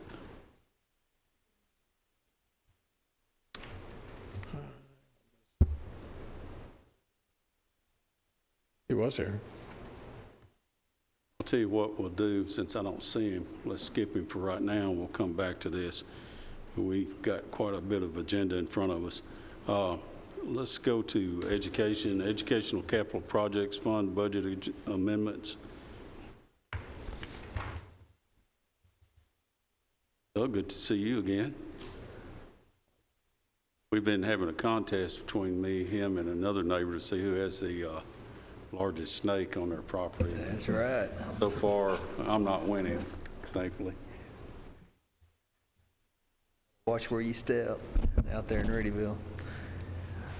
In front of you, I've got a couple capital amendments in the capital project fund. If you would like, we could take the two capital project fund amendments together, if that's agreeable, and then we'll go to the cafeteria fund. Is that okay? That's fine. I think that's the way we've got it in order. Sir. The first of the two amendments on the capital project fund, the first one is for an installation of a turn lane, pickup lane at Wilson Elementary School. So due to the increased enrollment, Wilson Elementary is currently in need of a dedicated turn lane, pickup lane to accommodate the approximately 75% of the school's students that ride in private vehicles to school each day to that school. The installation of the turn lane on the edge of the school property will enhance safety for our students, as it will provide a safe turn-in lane for vehicles that are currently backing up on a cutoff road. The cost for this needed school traffic improvement is estimated at $68,000, with the recommended motion to allocate $68,000 from committed fund balance in Fund 177 to address this needed school traffic improvement at Wilson Elementary School. Our second amendment in the capital project fund is an annual routine amendment. Each July 1st, outstanding purchase orders in Fund 177 are liquidated. These funds are placed into fund balance account 34,685 committed for capital projects. These purchase orders are then are for projects that have not been finished by June 30th of last fiscal year. This amendment takes the funds out of committed for capital projects, out of fund balance, and rebudgets the expenditures for the carryover projects that were approved by the school board and commission last year but have not been completed. This year, we have $2,564,032 in funds to rebudget for these carryover projects. Recommended motion for the second amendment is to amend the 2020 or the 21-22 capital projects budget, Fund 177, by reducing account 34,685 committed for capital projects by $2,564,032, and by increasing the expenditure line items budgets of engineering services, account 91,300,321, by $12,859, and maintenance and repair services building, account 91,300,335, by $2,451,705, and other equipment line item 91,300,790 by $99,469, for a combined total of the same $2,564,032 as presented. Motion to approve. Okay, I have a Second. motion and a second. Any questions or discussion on this motion? Hearing none, call roll. Doug, I just wanted to make I just noticed you read the word, the number 99,469. It's actually 99,468 to make your numbers balance. So that's what's on actually your budget amendment sheet. Like just the words was the typo. So just to make it. Commissioner Piercy? Yes. Commissioner Stevens? Commissioner Allen? Yes. Commissioner Dodd? Yes. Commissioner Gooch? Yes. Commissioner Johnson? Yes. Commissioner P? Yes. The other amendment we have tonight is in our cafeteria, centralized cafeteria fund, Fund 143. Currently, the school nutrition department is experiencing hiring issues similar to other food service employers in the Rutherford County area. To attract and retain adequate staff for the school cafeterias, the nutrition department director has requested approval of a one-time hiring and retention initiative that would provide all Rutherford County School full and part-time school nutrition employees a one-time, non-recurring recruitment and retention bonus of $500. The payment of the bonus is contingent on all of the following stipulations being met by the school nutrition employee. 1, the employee must be a current or full or part-time RCS nutrition employee or be hired as such no later than September 1st of the current school year. 2, the employee cannot have a break in employment for Rutherford County School Nutrition between September 1, 2021 and December 18, 2021. 3, the employee remains on active employee status during this time period, available for and reporting for duty as assigned by the Rutherford County School Nutrition Department unless having an excused absence. RCS school nutrition employees satisfying all three of these requirements will receive a $500 recruitment and retention bonus in late December of 2021, less applicable payroll deductions. Funding for this one-time hiring and retention initiative with an estimated cost of $267,293 is to be fully funded with federal USDA funds, Emergency Operation Cost Reimbursement Program grant awards. Of course, the recommended motion is to approve the creation and funding of the one-time recruitment and retention school nutrition department bonus as presented to help with providing adequate staffing for the Rutherford County School Nutrition Program with funding provided completely from federal USDA funds. I'd like to give a couple numbers on this right here. August 13th, our board voted for this program. And once again, this is not $1 of local funds. This is some additional USDA funding that we received that passed through the state. August 13th, our board approved this program.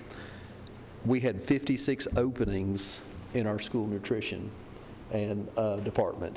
That was from just some openings that we already had, plus we saw a large need because of we had quite a few students enroll this year. So needless to say, we saw the meals per labor hours drive up significantly at that point. So August 13th, we had 56 openings. We started this program. Obviously, we have not paid anything out yet because that's in December. With this program, we put out the school board approved the program. It was put out on social media and on regular news. As of yesterday, September 8th, we have 11 openings. Murfreesboro City Schools has replicated what we did. Williamson County has replicated what we did. And we just got a call from Denver, Colorado Public School Systems, and they're replicating what Rutherford County School System's done here. Those additional hires has been very needed. As you saw Friday, we shut down our school system because of quarantine. We had 55 of our food service employees out on quarantine last Friday. We got just over 30 of them back this week. So that, with the additional hires, we're able, I spoke with the school nutrition director today. We're holding our own now with staffing. So, I mean, this program is working. But obviously, I bring it before you, even though this is 100% federal money, I bring it before this board for the amendment as it's in a budgeted fund of 143. Once again, the recommended motion is to approve the creation and funding for this one-time recruitment and retention school nutrition department bonuses presented. Motion to approve is presented. Okay, I have a motion to approve. Do I hear a second? Second. And a second. Any discussion? Call roll, Mark. Commissioner Piercy? Yes. Yes. Commissioner Allen? Yes. Commissioner Dodd? Yes. Commissioner Gooch? Yes. Commissioner Johnson? Yes. Commissioner P? Yes. Motion carries. Got one more, or is that it? I believe that's it. All right. We're going to jump back up, that being the case, and we do have someone here to talk to us about the Telecom Audit Group Agreement. Come forward, please. One more? Yeah, Cody's on his way back. If you just roll down three spaces. All right. We will then go to item 19 on my list here, which is the amended and restated economic development plan for East College Parking Garage Project. And we have not Mr. Reed, but we have got somebody coming up. Bart Klein. Mr. Klein, architect.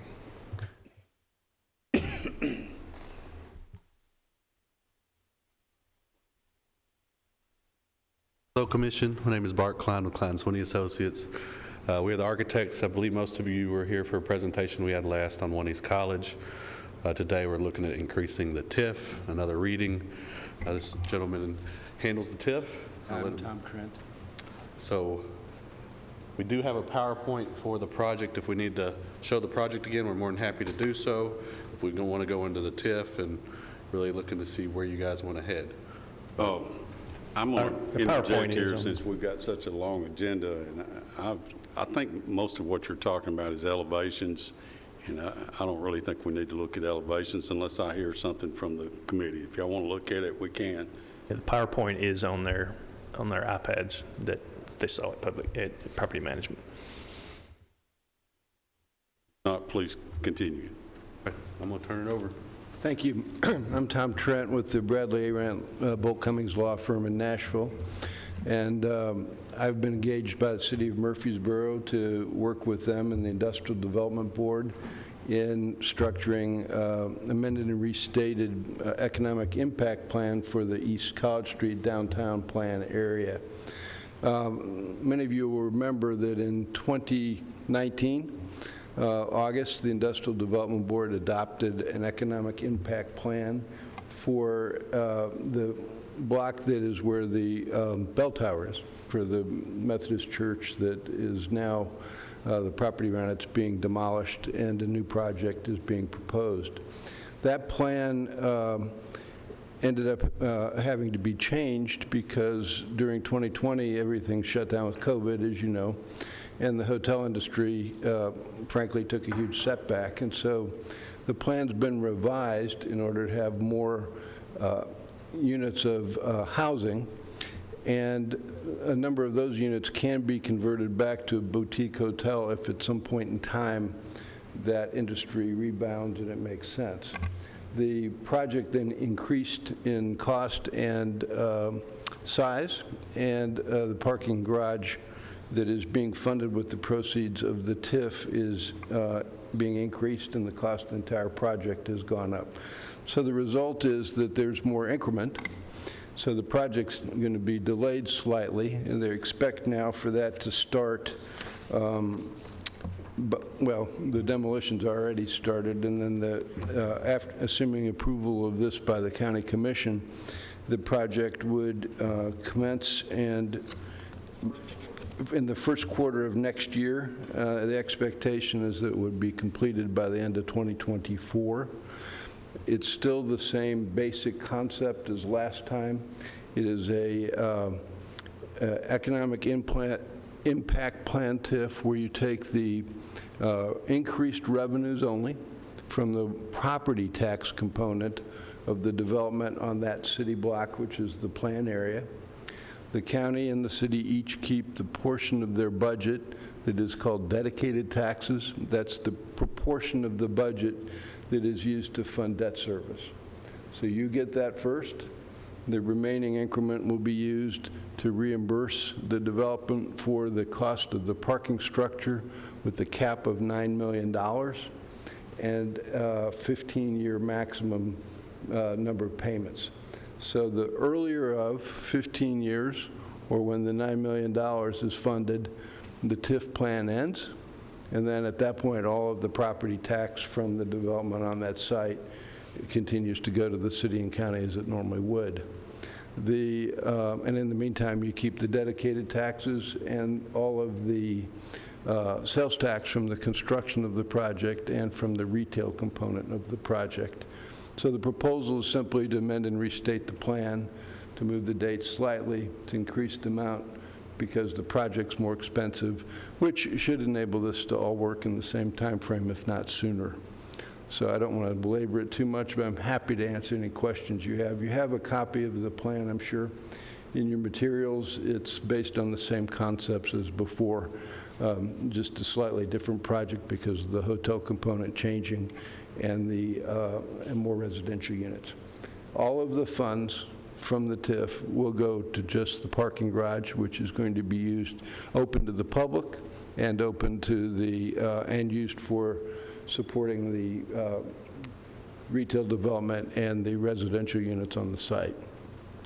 It's important to note that the way these deals work is the Industrial Development Board, when all this is approved, can take the increment and use it to repay a note that will fund this cost so that the developer will have money up front to help pay for the parking garage. That note is non-recourse. The Industrial Development Board is not liable on it.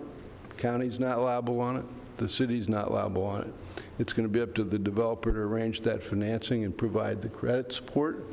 So the nice thing about these TIFs is they're self-performing. If for some reason the numbers don't work out the way they propose, they're on the hook for it. None of you are.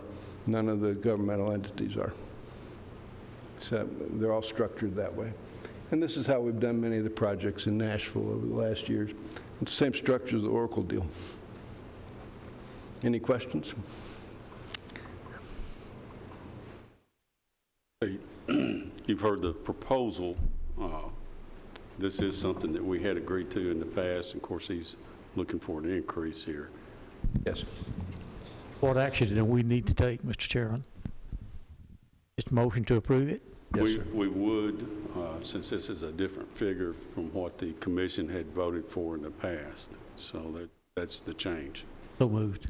Thank you. Have a motion to approve. Second. And a second. Any other questions? Mayor.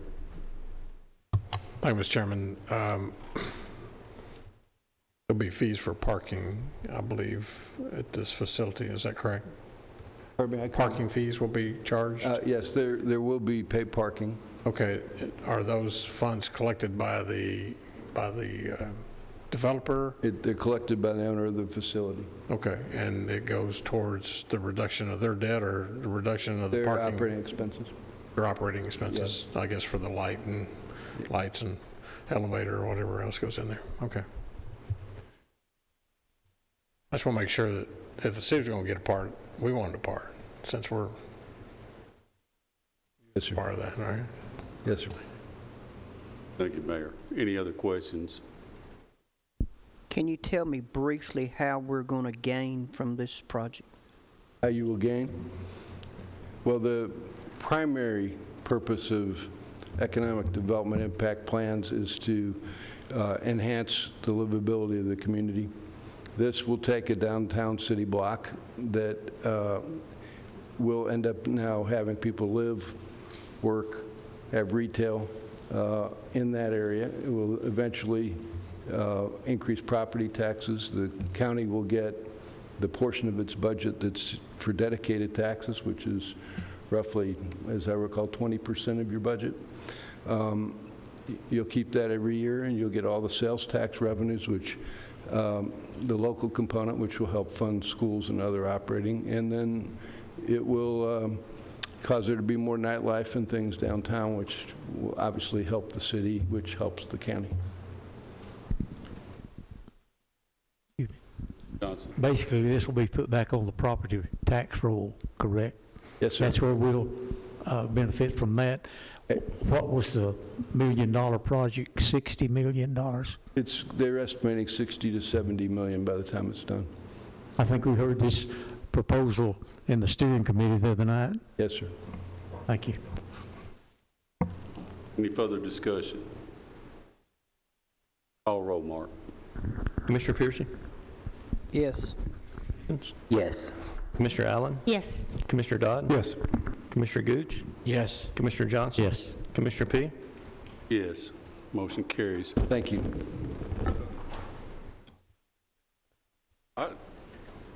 Committee, I'd like to call for a 5-minute break, if that's okay with the rest of you. We're now looking at the application for a TVA Connected Communities Grant for our property assessor, and welcome, Rob. Good evening, everyone. Let's see here.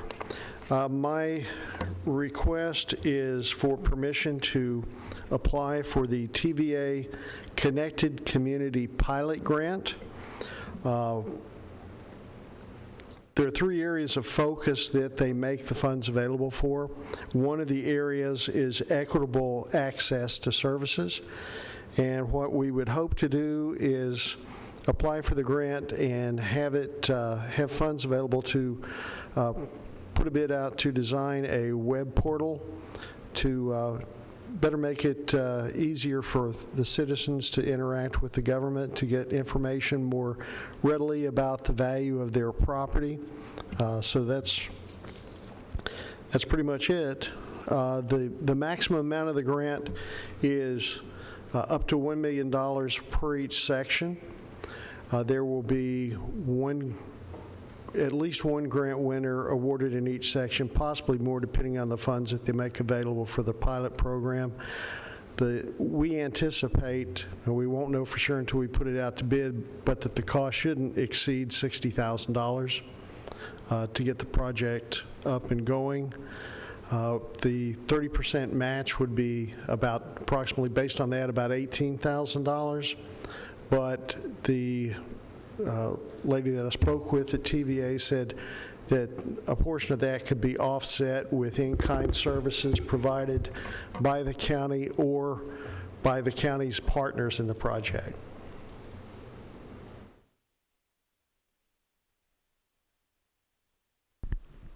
Motion to approve, Mr. Chairman. Okay, I have a motion. Do I hear a second? Second. Discussion. I have a question. Is this a one-time expense or is this a recurring expense? It's initially the $60,000 would be a one-time expense. There would be a recurring expense to it. I don't know exactly how much. Based on what we've looked at similar programs like this in the past, it's about $34,000. So was that annually, $34,000 annually? Yes, ma'am. And I'm sorry, explain to me again exactly what it is this is going to do, because right now, I mean, I can go onto the property assessor's website and determine, what the value is based on the tax assessment. So just to help me understand broader what it's going to do. Right. That's great, because this website was developed back in 2013. It was done internally by our IT department, and they did a good job for what they had to work with back then. We've since changed camera providers, and they've retrofitted the software that they were using to work with what we've had. There were connections with GIS through the ESRI licensing, which is no longer supported, so we've had to remove that portion of it from the site. There's a lag time when you go to try to access it. It will take generally between 9 to 15 seconds before, when you click on here's the property that I want to view, before it will come up. And we've had at least 2 to 3 people call us on a daily basis saying, your website's not working. Well, what it was, some of them, it really wasn't working with the way they were trying to search for it, because there were some issues with the software that I think they got most of that resolved with what was pulling data up. But it takes so much server energy with the way it's currently configured to sort through nearly 500,000 different individual items, to process it, to funnel it back through the system before it gets back out. I was talking with Cody about it, and he says, yeah, it needs to be done. You've exceeded the useful life of it. OIT is strapped, and I wouldn't want to put anything additional on them because they've got tasks going on all over the county where they're trying to get things done. But this is something that, as fast as Rutherford County is growing and with the demand that we have on a daily basis for information just in our office, that rightfully so the citizens deserve to have access to. It's at that point in time that it's time we invest something in this to make access to the information that is the citizens have bought and paid for more readily available. It is also an expandable service that could connect with other agencies in the future. So that's what we foresee with it working with, because it's worked in other jurisdictions. We funded some software. You had a gentleman from Ireland or Scotland met with us multiple times. We funded a program. We didn't buy all the modules to do what you're saying this new program is. We would have to put it out for bid. So we funded a program to do these activities to make your system, your information more accessible to the citizen? And it sounds like we're going on a different avenue here to do what we funded previously. Well, that was a request that we put the community portion of it out to push it to the public. What was actually funded was the internal component for the assessment analysis that's used internally in the office. The public portion of it wasn't funded. And this funding, will it enhance the existing system, or are you starting a new system, a new vendor, a new program? I'm sorry, I'm not using technological terminology. No, I mean, it would be my hope, because we have to put it out for a bid, and we can't say that we're going to buy a Ford truck. All we can do is say we would like to buy a vehicle. So I can't really say that I'm going to select, Spatialist, which is the company that we currently have a contract with to provide some of this information. I legally can't say that, and I wouldn't want to. If we're successful in having permission for this, the first thing I'd have to do would be to apply. If you give me permission to apply, they would have to then at that point say, yeah, we want to do your project. Then I'd have to come back to you and say, well, they've agreed to do the project, we'd like to put a bid in. I would really, really like to say, well, Rob, we think you ought to go ahead and just use some of the current grant funds that may be out there to just go ahead and put it out to bid and get this without going through the TVA pilot program, because it's going to take a lot longer. We have reappraisal coming up January 1st, 2022. There's going to be a tremendous uptick in people trying to access our system. And generally when they call our office, nobody calls a government office just to say, hey, we're having a good day, we just wanted to tell you hi. They normally call when there's a problem that they need to have addressed. I know, Doug, would you probably get very few calls to say that people are happy about their zoning. They call because there's something they want you to fix. So what we're trying to do is be proactive. This was a way that we might be able to possibly access some funds and reduce the financial burden on the county if we're successful. I believe that we need to have a more robust public presence in not only our agency, but all county agencies altogether. We need to make access to public service easy for the citizens. They need to, you're going to be getting calls come January. People are going to be frustrated. And if you know how to access our system and have done it a lot, you can do it. You can get the information. I just want to give people better information than what we currently can. And our current system it's on its last legs. It's been stretched. It's put together with baling wire, and we're making it, but it could be better. I just don't understand why we don't add the module to Spatialist. Again, I may be displaying great ignorance, but we approved a Spatialist. It had modules to keep growing and expanding. That's part of how you sold it to us.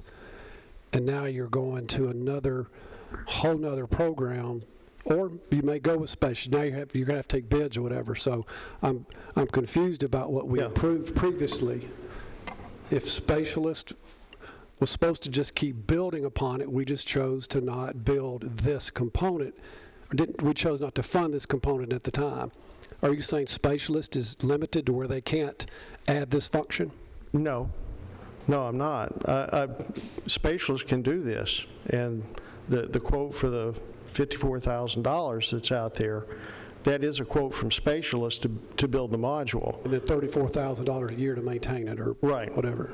Is your continued licensing with it. To get the money, I have to go through this right here, because I haven't,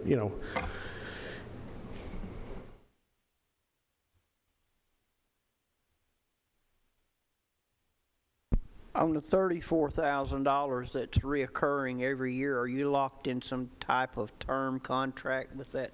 No, sir. It's all the contracts that we enter into are subject and available to funding being appropriated. If the funding isn't there, the contract ends. Thank you. So the total amount, Rob, that you're asking for would be $60,000 is the maximum that we would be. I realize there's a match. Yeah. The maximum amount that we would submit, and if it went over the if it went over $60,000, it wouldn't be, in my mind, an equitable process. $54,000 is what has been offered in the past, and was reoffered again. As far as building the portal out and building the community aspect of it where the citizens can access it. But if, that would be the preference is to continue, just as Commissioner Dodd said, to continue and add the modules that are vetted and work together. But this is a process that we have to go through in order to make the money available to take the next step. What's our match? What was the percentage? 30%. 30 of the 60?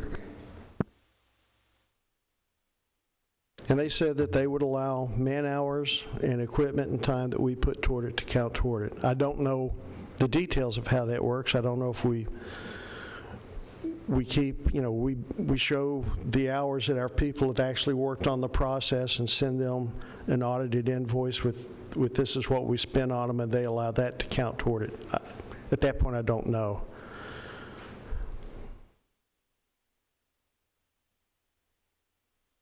Any other discussion from committee members? Discussion from anyone else? If not, I've got a couple of questions. I met with Rob and the mayor, a couple more people, and we discussed this the other day. And a couple of things came to mind. To me, I don't mind applying for this grant, but I'm not really satisfied with what I'm hearing on where the direction we wanted to go. My thought was if we need to correct our software, then we need to throw that back in Cody's lap and say, hey, but here's the trouble that we're running into, and same thing with Lisa's group, is manpower to do these. We've been overwhelmed with these grants, and we'll see another one here in a little bit, but having the manpower to actually physically get this done is overwhelming.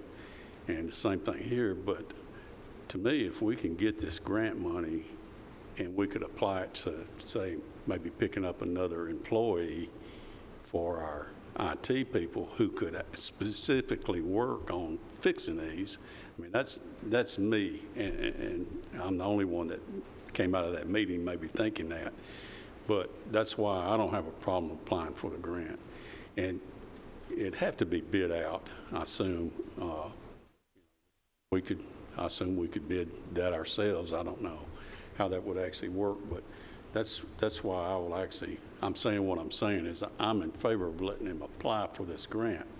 But when it comes back, I would like some strong scrutiny from this committee on where we would go with it if we were awarded the money. And there's a chance we might be, we might not be.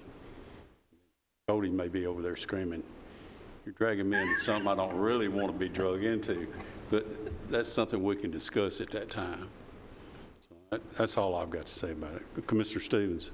Thank you, Mr. Chairman. Would this information on this software plan or this project help with the administrative loss of tax revenue?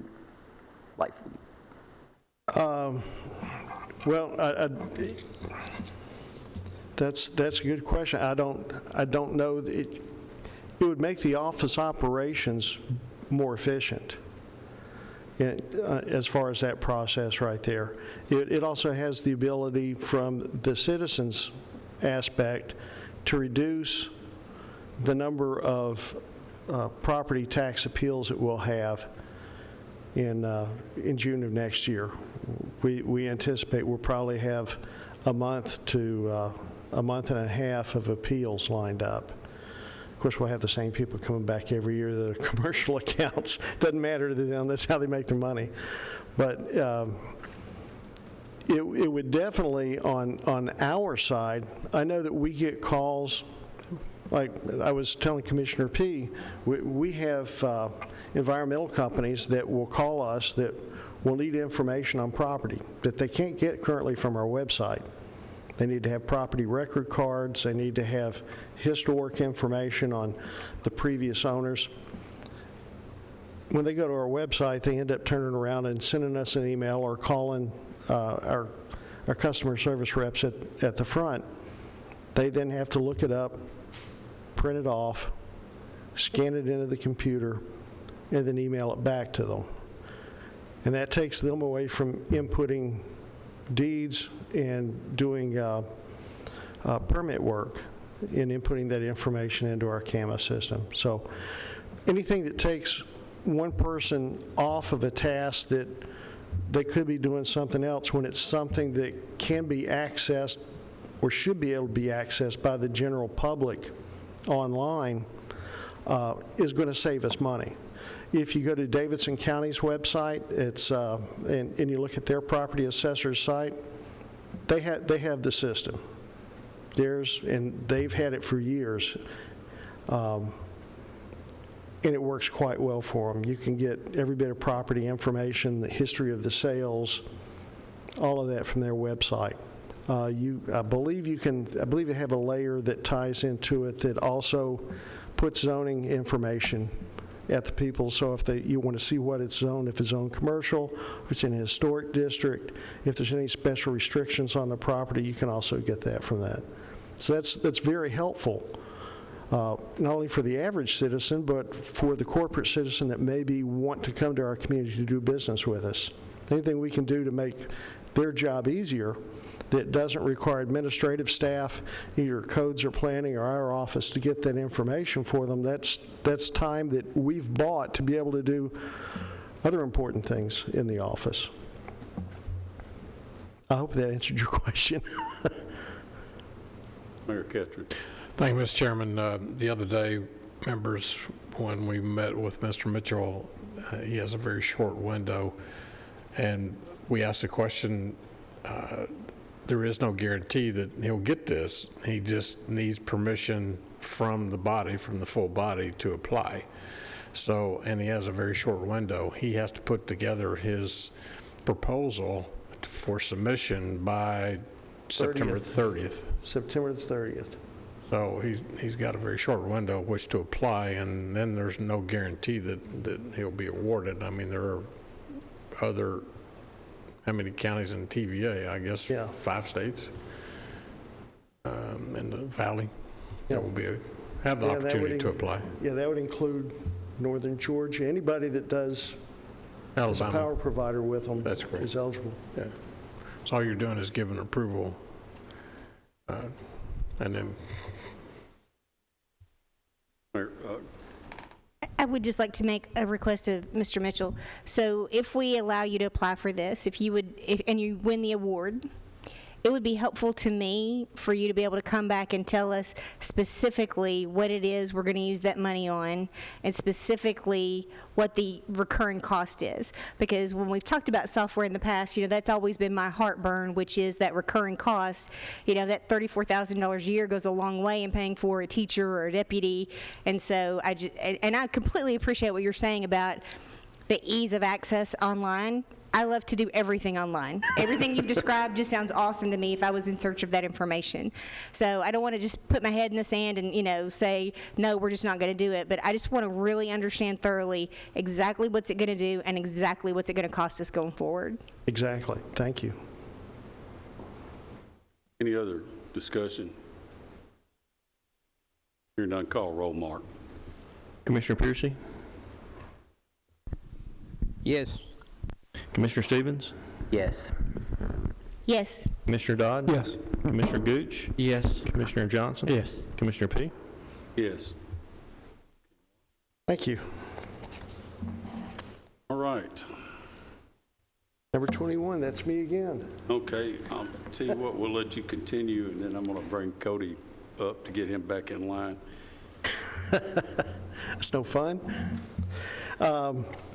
Thank you, Commissioners. Item 21, I have spoken with the cities, and they are amenable to allowing us to bill them for reimbursement of assessor's office operations on an annual basis as opposed to once every 4 years at the end of the revaluation cycle.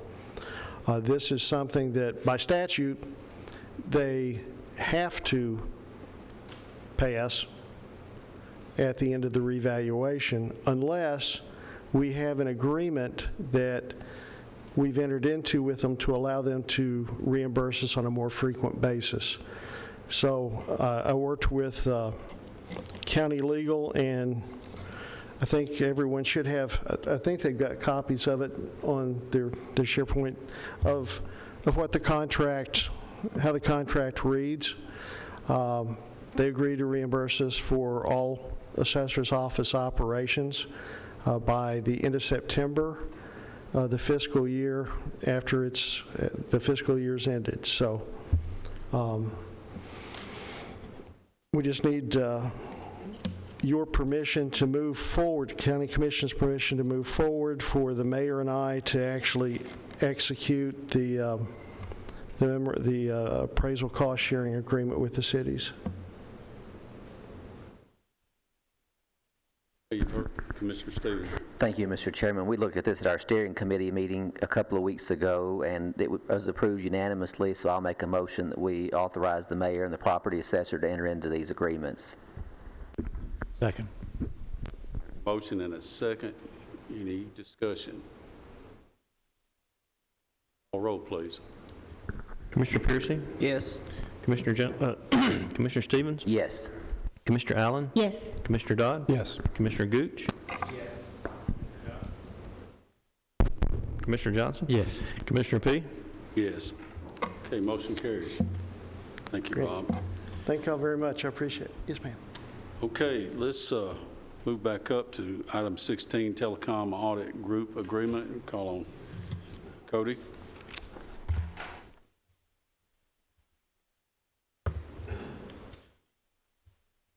Chairman, committee. First of all, I want to tell you guys this is the first time I've appeared in front of this committee. So I'm going to ask for your grace because if I mess something up, please forgive me. So I've been here a little less than 2 years, and while I've been here, particularly starting last December, I started really digging in and reviewing the telecommunications vendor and our services that we got and the billing. And that has really kind of driven some long hours with Darren and I sitting with our vendor's sales rep, and the amount of errors and confusing billing and misbilling is really remarkable. So to my knowledge, I don't think we've had a telecommunications audit ever, maybe. So I kind of really think it's my belief that the county needs professional telecommunications audit services provided. So I reached out to a couple different vendors, and really the vendor that really struck us as being the one of the most proficient in this, and they have already been operating in Franklin County and a couple other places in Tennessee. Met with them, was very impressed with them. It's a company that was started by a homicide detective, and he kind of retired and took that investigatory process and applies it to telecommunications audits. So the pay for this, the way it's paid for, is they only get paid from what they recover. So there's two categories of funds that they may, of savings they may help us find. One is past overbillings. So they go back 3 years, 5 years, or 7 years, or typically the number of years they can go back depending on the service and depending on the client and the contract stuff. So what they do is they go back as far as the law will allow them to go, and they find overbilling.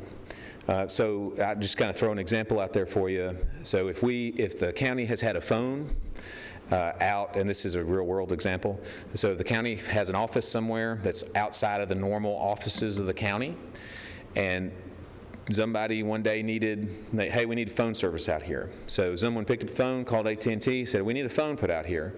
They come and put the phone out, but they bill it like a normal business line. So now they're billing like a normal business line. Let's say $200 a month, normal business line. That should be $50 a month, because that's what they can legally charge us as a subdivision of Tennessee, the state of Tennessee. But they are billing for a long, long time. So this company would come in, we basically make them our agent. We give them access to all our billing. We give them our bill. They go and meet with the vendor on our behalf, get all their billing, and then they track all that down and say, hey, we found you've been billing this as a normal commercial line, normal business line for 7 years. It's billed $200. It should have been billed $50. That accumulative savings, they then come back to us. They do that for everything. They come back to us and say, okay, here's what we found. And then they will even be the bulldog for us if we want them to. So they don't do anything without our express permission. So let's say they come back to us and they say, yep, we've got $100. That's all we can find. We want to go fight for that $100. We would probably say, I don't know if that's worth the relationship, and or for whatever reason we say, that's not worth it. If they came back and said, here's $100,000 that we can found, right? We'd say, oh yeah, you go do that. They would then go, whatever they recover for previous, remember there's two ways of savings, the previous overbilling, they get 50% of the savings. So if they go find $100,000, they'll get $50,000. The county will get $50,000. They'll go back as long as as they can legally. The second way the savings happens is future savings. So let's say they look at our bill and they find that we're currently being billed incorrectly. They will come to us and say, here are our recommendations for you to save money. We say yes, yes, no, yes, yes, no, because we may say, there's a reason we're doing that. We're going to leave that the way it is. That's fine. They say yes, yes, no.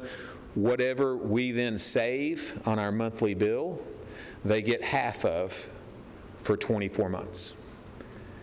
And then we recoup the complete savings from then on. So I'll be happy to answer any questions.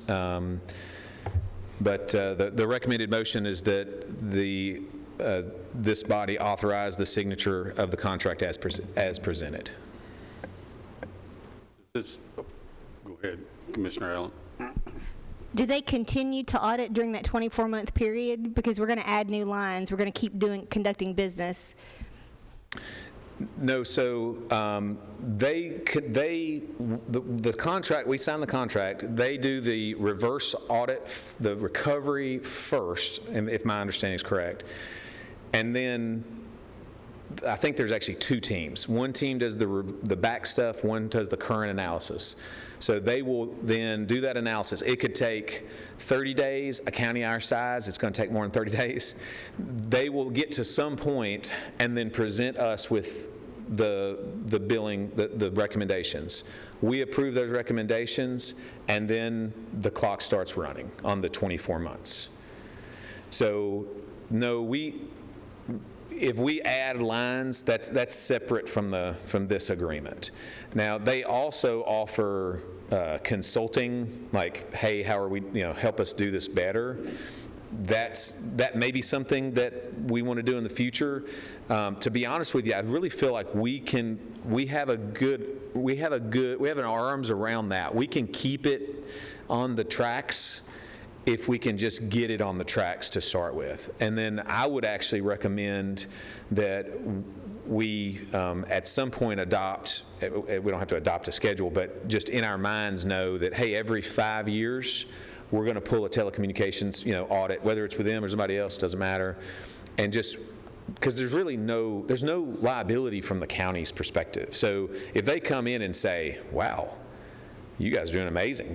Your vendor's great, you're great. Sorry, we can't save any money. We don't pay anything.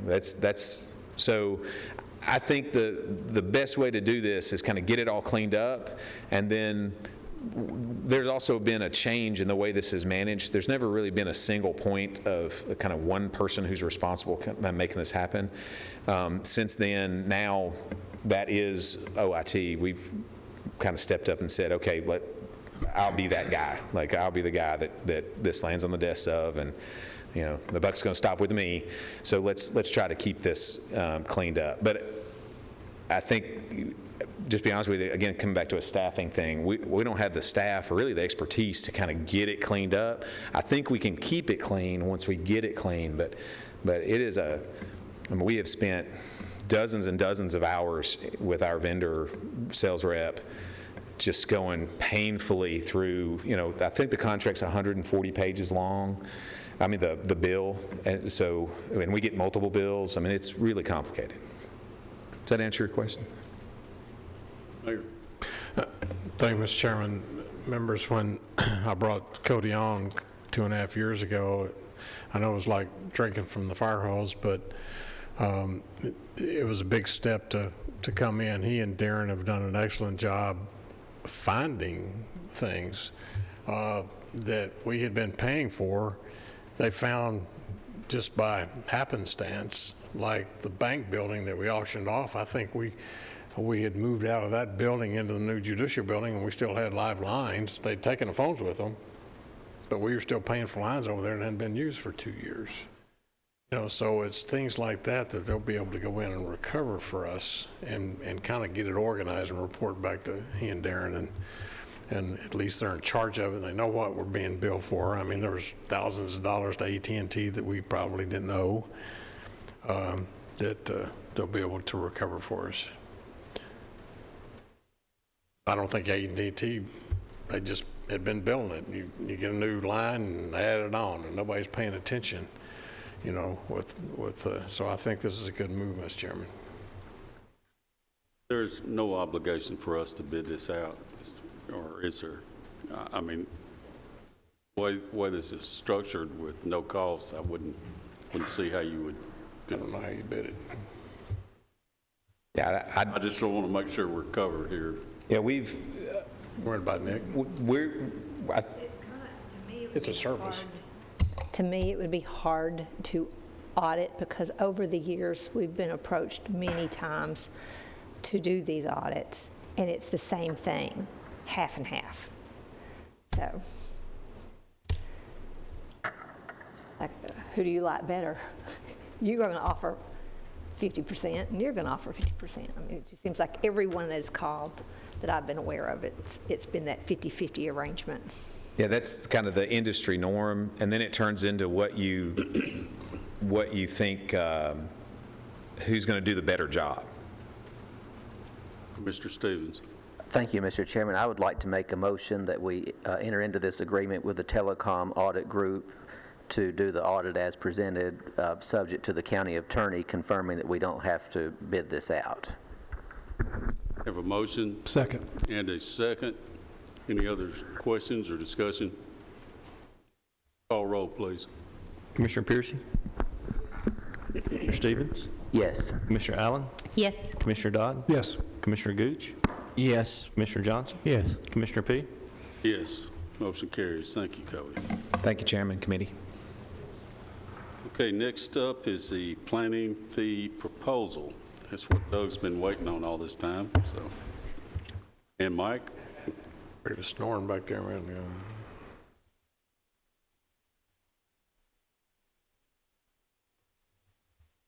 Good evening, Commissioners. Hope everybody's doing well tonight. We have before you tonight for consideration some changes to our fee structure. On your iPads, you will find a document in that folder. It's got 3 different pages to it. I'll start with the first couple pages, and Mike's going to kind of chime in on the last page, which kind of goes into a little more detail on some new fees we're proposing. As you can see, our current fees and our proposed fees on the first page, just for a little bit of background, it's been over 10 years since we've really looked at changing any of the fees that we have currently. You can see what we are proposing, for the most part, are either increases or staying the same. The big change to that, the only difference that I should say is for that first one, preliminary plans and lots. You'll notice that we currently charge $500 base fee and $100 per lot. That's going to go down. I'll explain why here in just a moment. But for everything else, final plats for majors, those are those plats that have infrastructure, new roads, and rights-of-way, things like that. We'd leave that the same. We felt that that was adequate where it was. Minor final plats, those are more like 1 or 2 lot subdivisions. Most of them, they can be more than that, depending on if they're building any infrastructure or not. But you did see there that we did raise the base fee and the per lot fee. Site plans is another one that we made a pretty significant change to. Right now, it's just a $300 base fee. What we're proposing is to go to a $500 base fee, but adding a 0.2, basically 2 cent per square foot of non-residential building area, or in the case of a townhome type development, which we are starting to see a few more of here and there, $10 per dwelling unit. That really allows us to charge based on the size of a development. Obviously, the larger the proposal that we're seeing, the larger the site plan, the more detail, the more scrutiny that needs to be presented into the plan, so that's what you're seeing there. We don't propose any changes to either our waivers, just because we don't see just a whole lot of those, or zoning compliance. Some of the more significant changes also would be with our zoning application fees, both for rezonings and Board of Zoning Appeal fees, excuse me. Rezonings, and right now, as you see, regardless if it's just a conventional, like we're going from an RM to just one of the commercial zones, just one of the base zones, or if we're doing a planned unit development, you see it's the same. What we're proposing is raising the non-PUD to 750, but raising the PUD to 1,000, recognizing the fact, and I know the planning commissioners, Commissioner Allen and others, can vouch for the fact that the amount of detail, amount of scrutiny that goes into reviewing a planned development is significantly more than what it would be with just a conventional zoning application. And then we're also looking at basically doubling our fees for variances and special exceptions to the Board of Zoning Appeals. Administrative appeals, we've left alone simply because we very rarely if ever see those. I've been with the county now for over 15 years. I think we may have seen one the whole time I've been here. Those are, if somebody disagrees with an administrative decision that either myself or Ms. Tanya Bell, our COSA director, makes, they can make an appeal to the Board of Zoning Appeals on that. But again, that very rarely if ever happens. So that's just kind of an overview of the fees. You'll see under consideration, you'll see that first bullet point, construction plan review fee. That's what I'm going to have Mike talk about. That's actually the project fee computation worksheet, which is sheet or page 3 of your document. Also, along with that, on page 2, you'll see some examples of some impacts on the proposed fee changes to some hypothetical projects. These are actually projects that we have in our office or have seen. Of course, we changed the names to protect the innocent and the guilty, as they would say, but these are real projects that we have seen. But I'll turn it over to Mike now to kind of go over the plan review fee for construction plans and also some changes to the land disturbance fee. Chairman, Commissioners, you were looking for sources of revenue, and here we're trying to bring you some. We have historically never charged for construction plan review, and that is the most time-consuming thing that, as engineers, we do, reviewing the construction plans. Sometimes it's hours, sometimes it takes days to review sets of plans and calculations and whatnot. So we would like to have the developer or the development team pay for this process that we do to help cover our costs in the department. So the worksheet that Doug is talking about, we're going to implement a sliding scale for plan review fee, and then also our land disturbance or grading permit fee. So you can see an individual lot up to an acre, we would only charge $100 for the review fee. When we were talking about the FEMA buyouts, we've given ourselves more work to do. So we're reviewing everything that comes in. This would not be charged for a typical zoning compliance, but if we had to review a critical lot grading plan, we're going to charge them a plan review fee for that particular lot. So what Doug has done and Danielle, his assistant, have done, they've on the second page, they've got a current example of several projects of what we're charging for planning, preliminary plan, land disturbance, final plat would come up with a total fee. And then in the blue portion of that is where we've added in the grading permit fee and adjusted down the preliminary plan a little bit fee, and you can see the difference in cost. So the smaller projects, we're not going to see a whole lot of increase, but the bigger projects we'll definitely see some increase in revenue. But with the more difficult sites that we see, and we're requiring them to show us that a site that they're proposing to build on an older lot or something, we'll say, you'll need a critical lot grading plan. So we will be charging for that. So all in all, it's a slight increase in what we're charging, but historically we've never charged anything for construction plan review. And this format is something that Nashville currently uses, and this is based on that.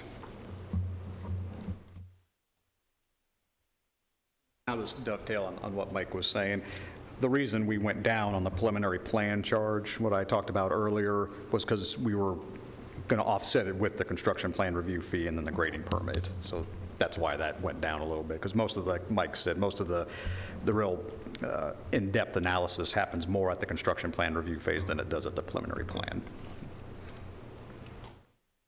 Committee, we looked at this Tuesday night, I guess, in Public Works. I know Mr. Piercy and Dodd are very familiar with this, as I am.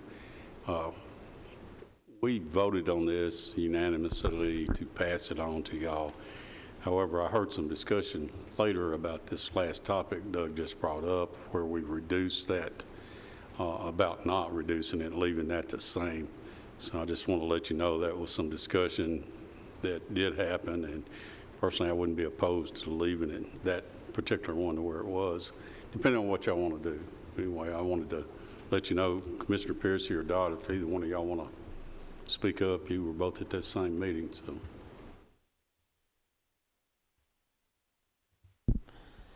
I don't really see the significance in lowering one and raising others. I would raise the others and at least leave the one you lowered at the current rate. Is that a motion? It is. Yes. And I second. Any other discussion? I do want to weigh in just a second on this, being on Planning Commission as long as I have. I've encouraged Doug and Mike to do this really for some time.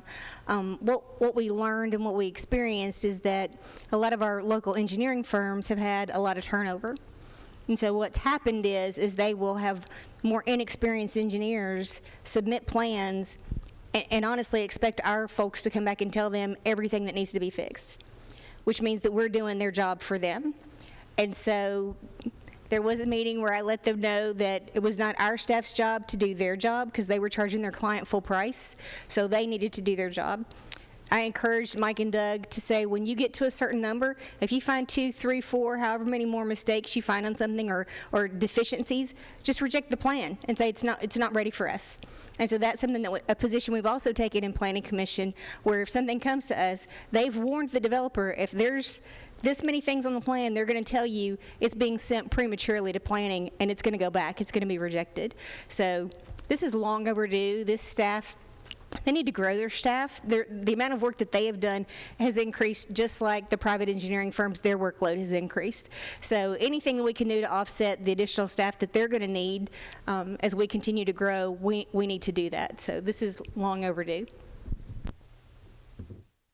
Any further discussion?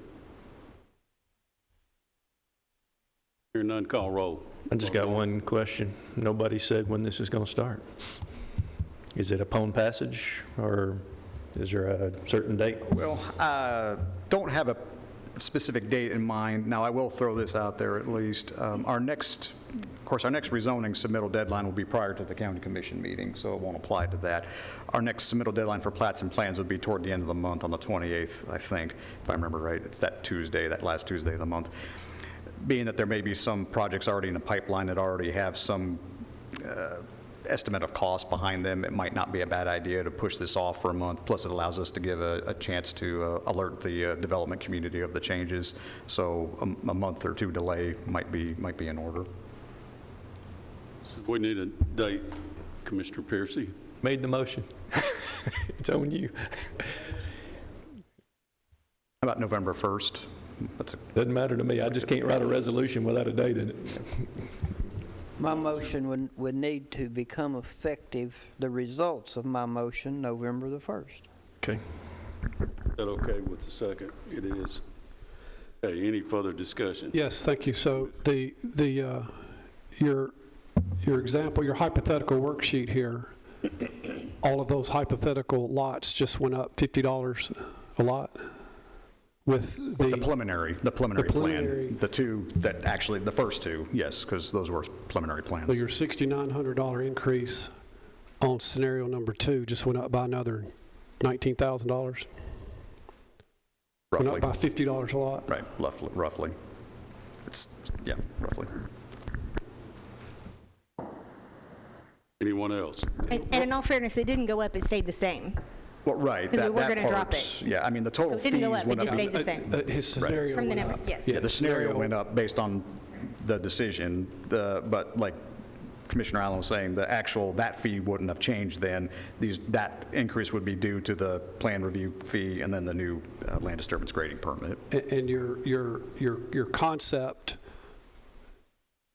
to reduce the preliminary plat fee was to just soften the blow to the industry? Was Yes, that sir. your? That's what we were doing. And these funds go to your department? Right, which is ultimately the general fund. So these funds don't necessarily allow you guys to put it towards an engineer. You have to go back to the general funds, and you present your budget, and we may or may not put it back in. Right, but it could go to roadway improvements. It could go anywhere we might choose. Whatever the county commission chooses to do. But I do think, I think we had talked about this at Public Works not the other day, but a month ago. I do think having the extra fees being collected does allow us to justify additional staff to help review these plans and different applications that are coming in when we feel the time is right to make that request. That's typical. I mean, during ups and downs of economy, we're looking at the fees that they bring in compared to what their costs are. And so when the economy goes down, fees aren't coming in, that's when they lose people, and as it comes up, so yes, even though their operations are accounted for in the general fund, their revenues come into the general fund, and so that is, they can then come back to you and say, we are generating enough fees, we need another person, and those fees are covering it. Any other discussion?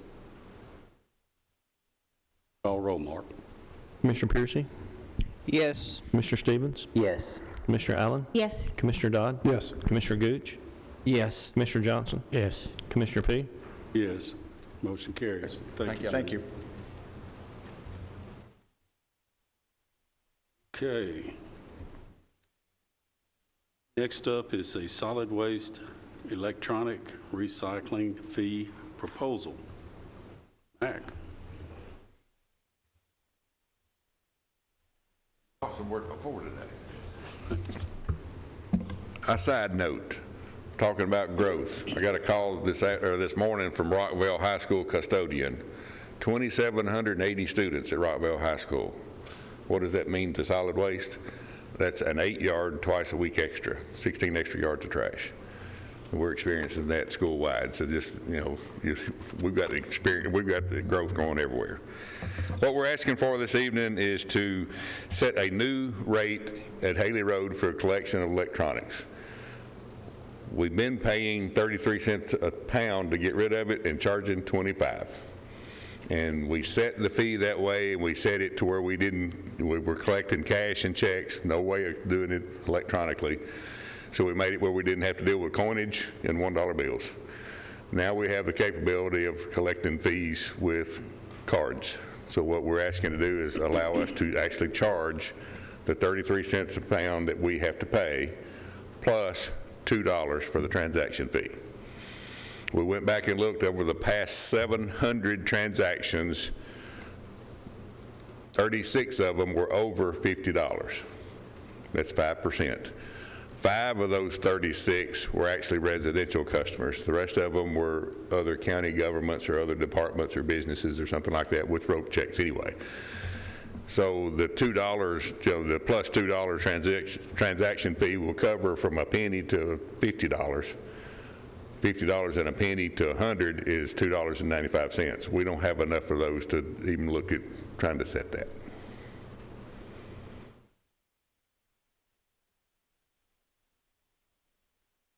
Okay, we also saw this in Public Works the other night, had a bit of discussion on cost, and we're not out to gouge anybody, but what we're trying to do here is actually cover our cost. Because, as he said, it's costing us 33 cents a pound to get rid of this stuff. And right now, we're only charging 25, so that's quite a bit under our cost. Go ahead, Mac. And the other, you reminded me, thank you, the other difference is we're charging for everything now, not just televisions. Because we were getting charged for all the other items, we just weren't charging the customers.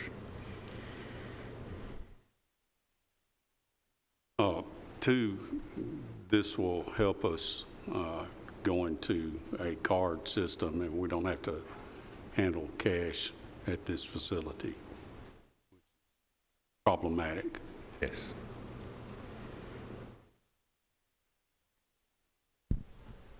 Motion to approve. I have a motion to approve and a second. Commissioner Allen, is there any discussion or questions on this?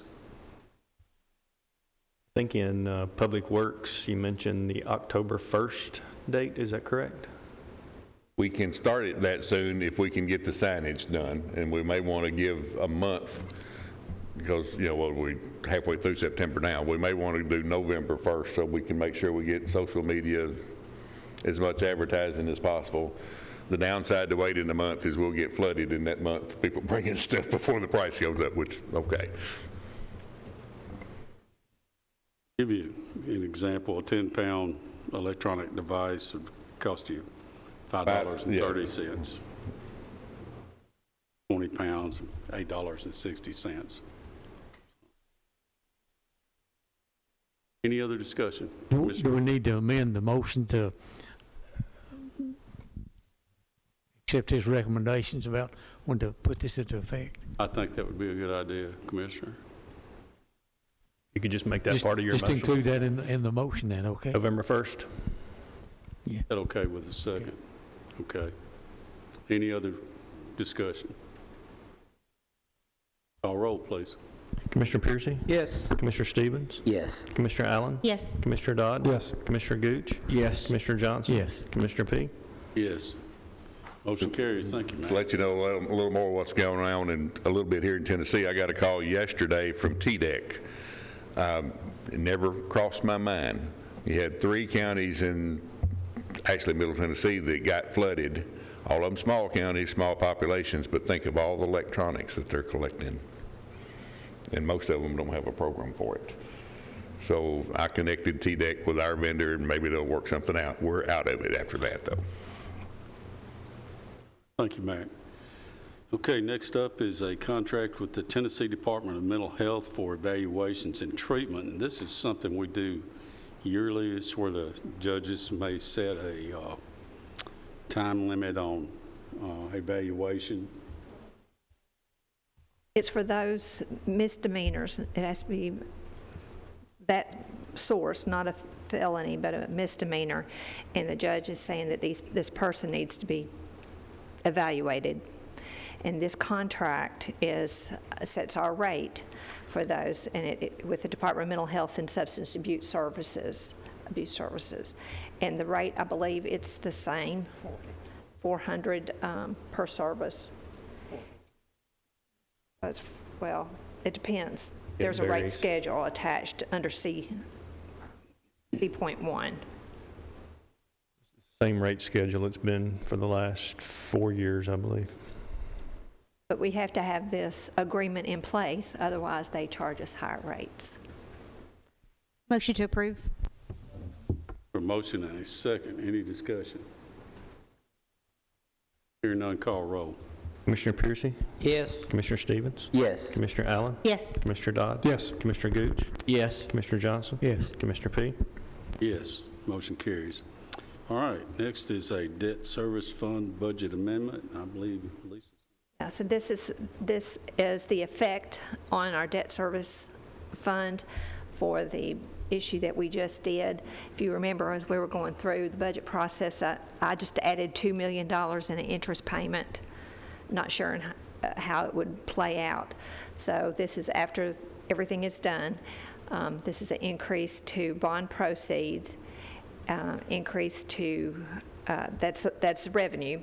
And then on the appropriation side, it's an increase for principal of $700,000, education principal, interest on the government, $46,856, with a reduction of education interest, $1,579,271. Then there's the various charges for the underwriter's discount and the other debt service charges.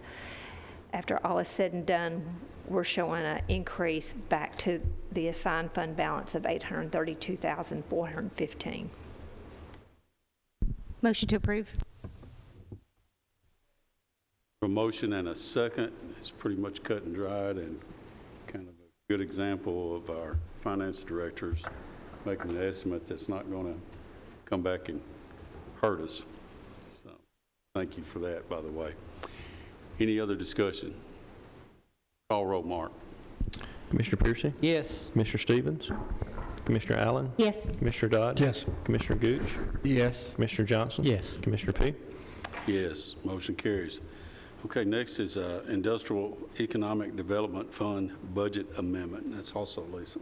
This relates to the issue where this is now the side that we got funds in and we sent it to the airport authority. And so this is all the transactions that have run through the Industrial Economic Development Fund.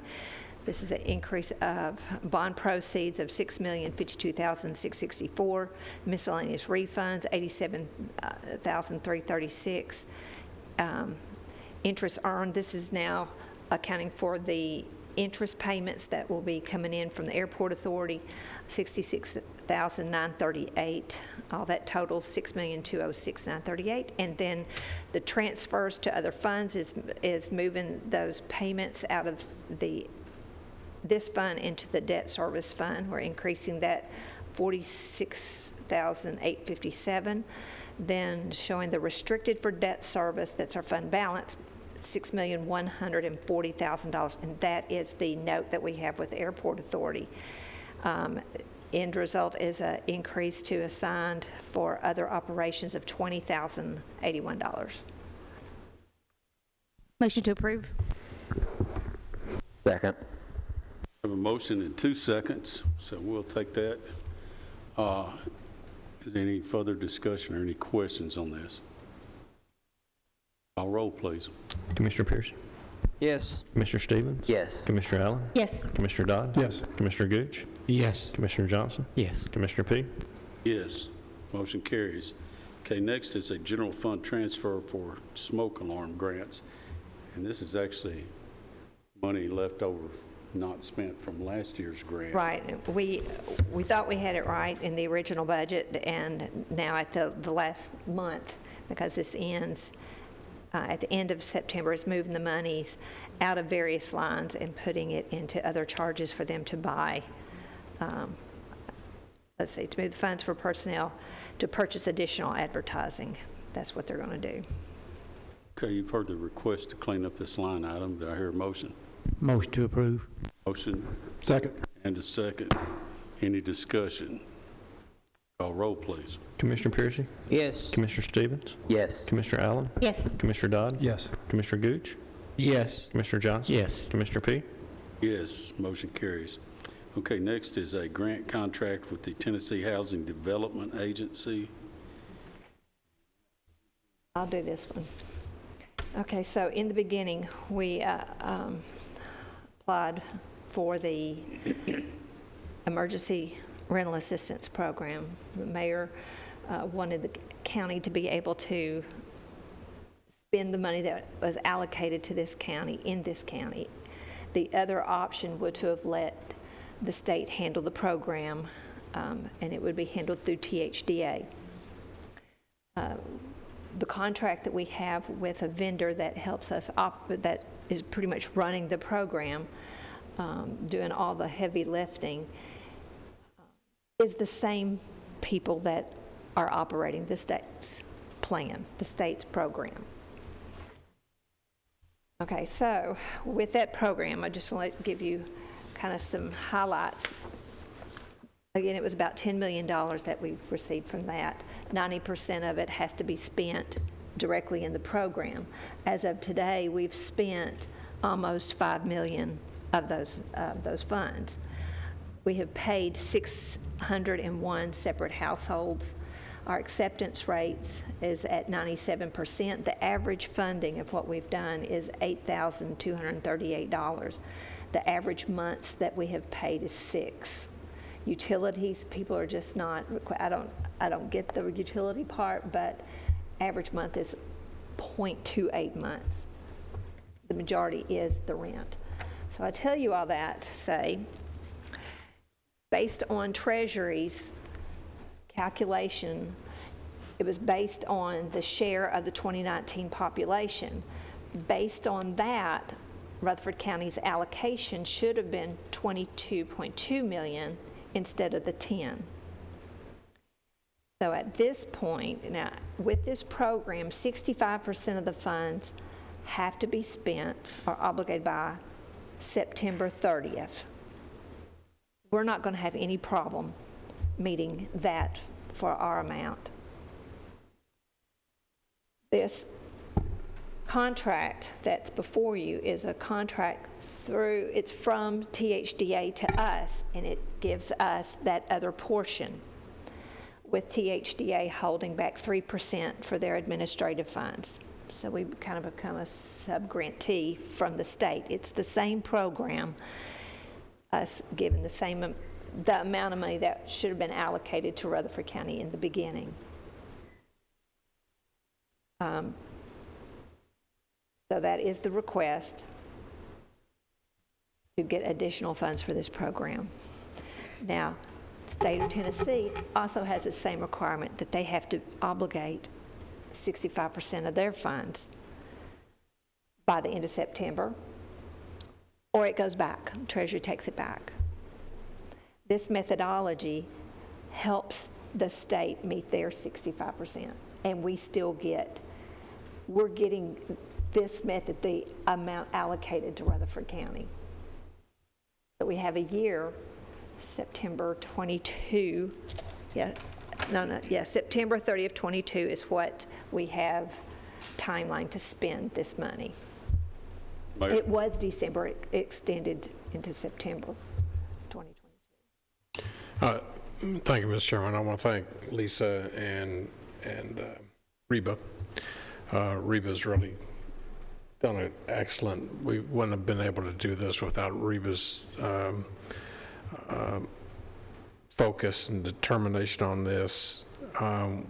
We were one of only 4 communities in the accepted. beginning that accepted the money. Memphis or Shelby, Davidson, Knox, Chattanooga chose not to, and Williamson chose not to. Williamson chose not Hamilton chose not to. and we did. So we're one of four that received the first $9.9 million. And so we contracted with Horn, which is a company that the state's even contracting with out of Mississippi. And they've done an excellent job in helping us reach those folks who need the rental reimbursement. And it can go in the rears and also forward. 15 months total. 15 months total, so we can pay forward for these folks as well. On the roundtable Zoom meeting this morning, I complimented Reba and even Horn for all the work that they've done by getting this money in for taking care, because of COVID. That's where the money came from, generated because of COVID, that so many people got behind and lost their job and couldn't pay the rent. So it shows that we've done a good job by this second tranche of money of almost $12 million that you'll approve here tonight, that will continue to take care of those in need. And Horn gets, we agreed 4%. That was on the initial. On the initial. We will be bringing the contract later once we And of course, negotiate.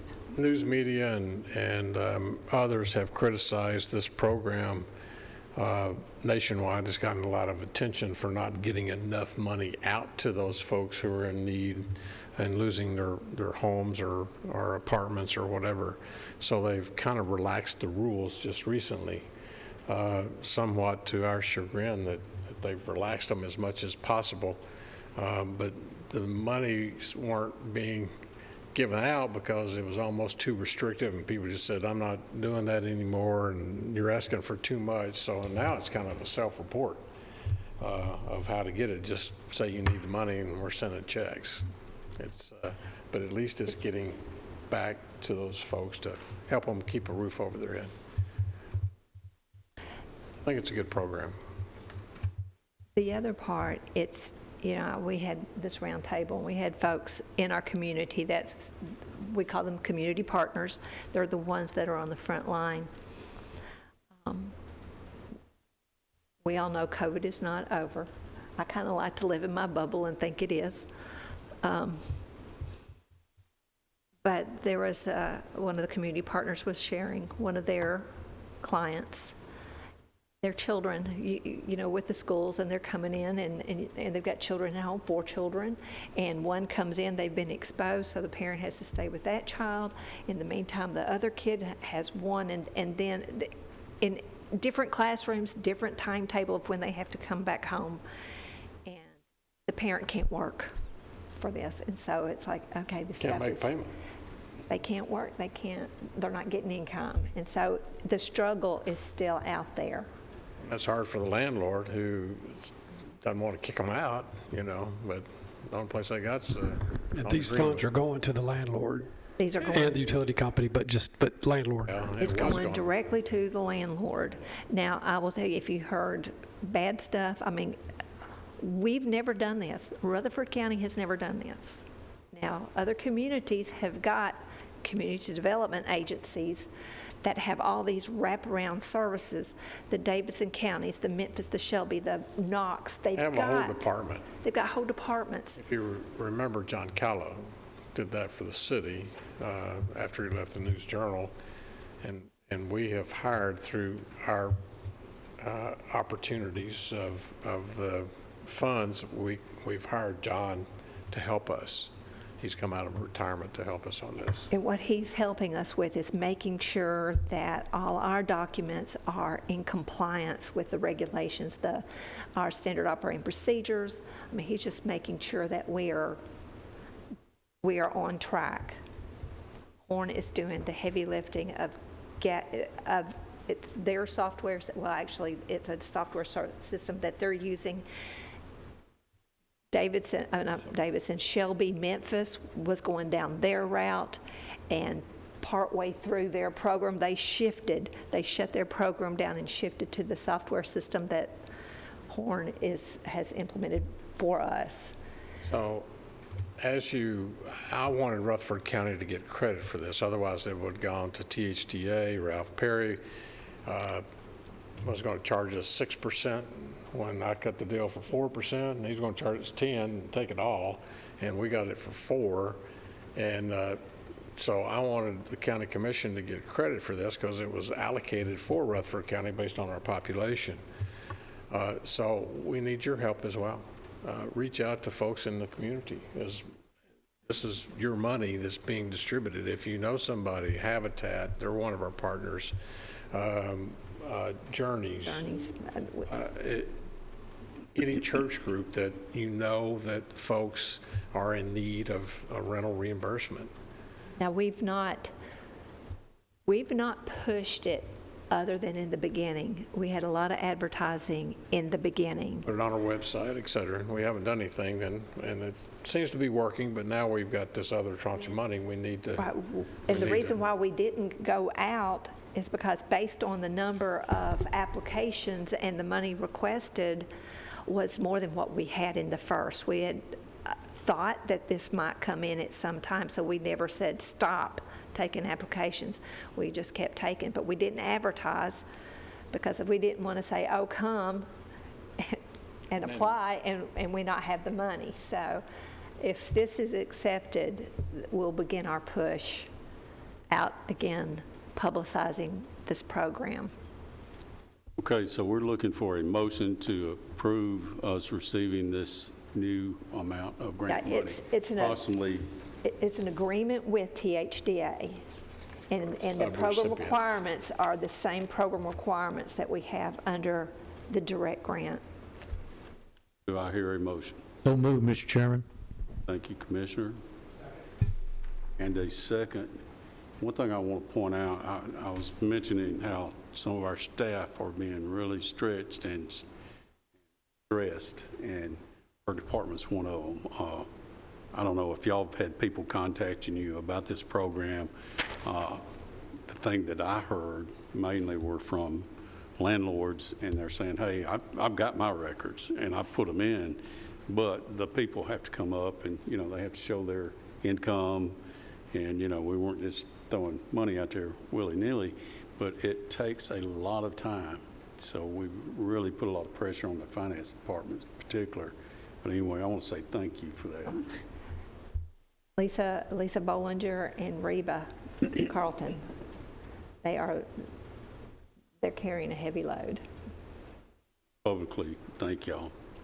Any other discussion on this topic? Hearing none, call roll.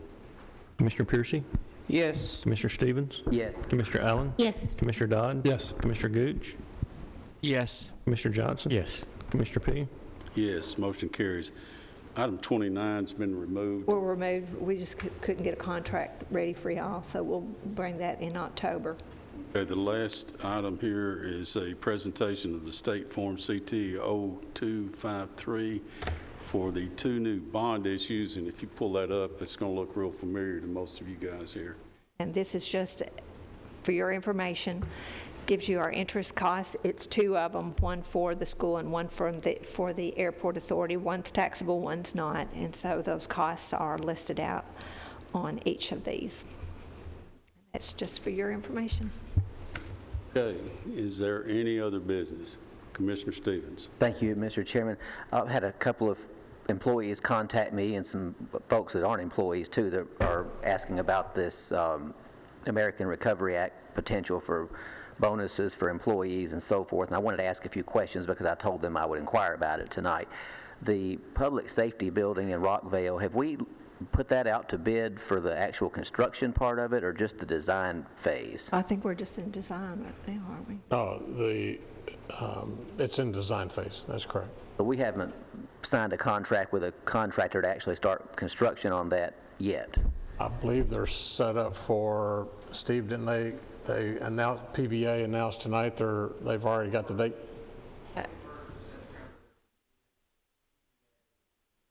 Interviewing the contractors.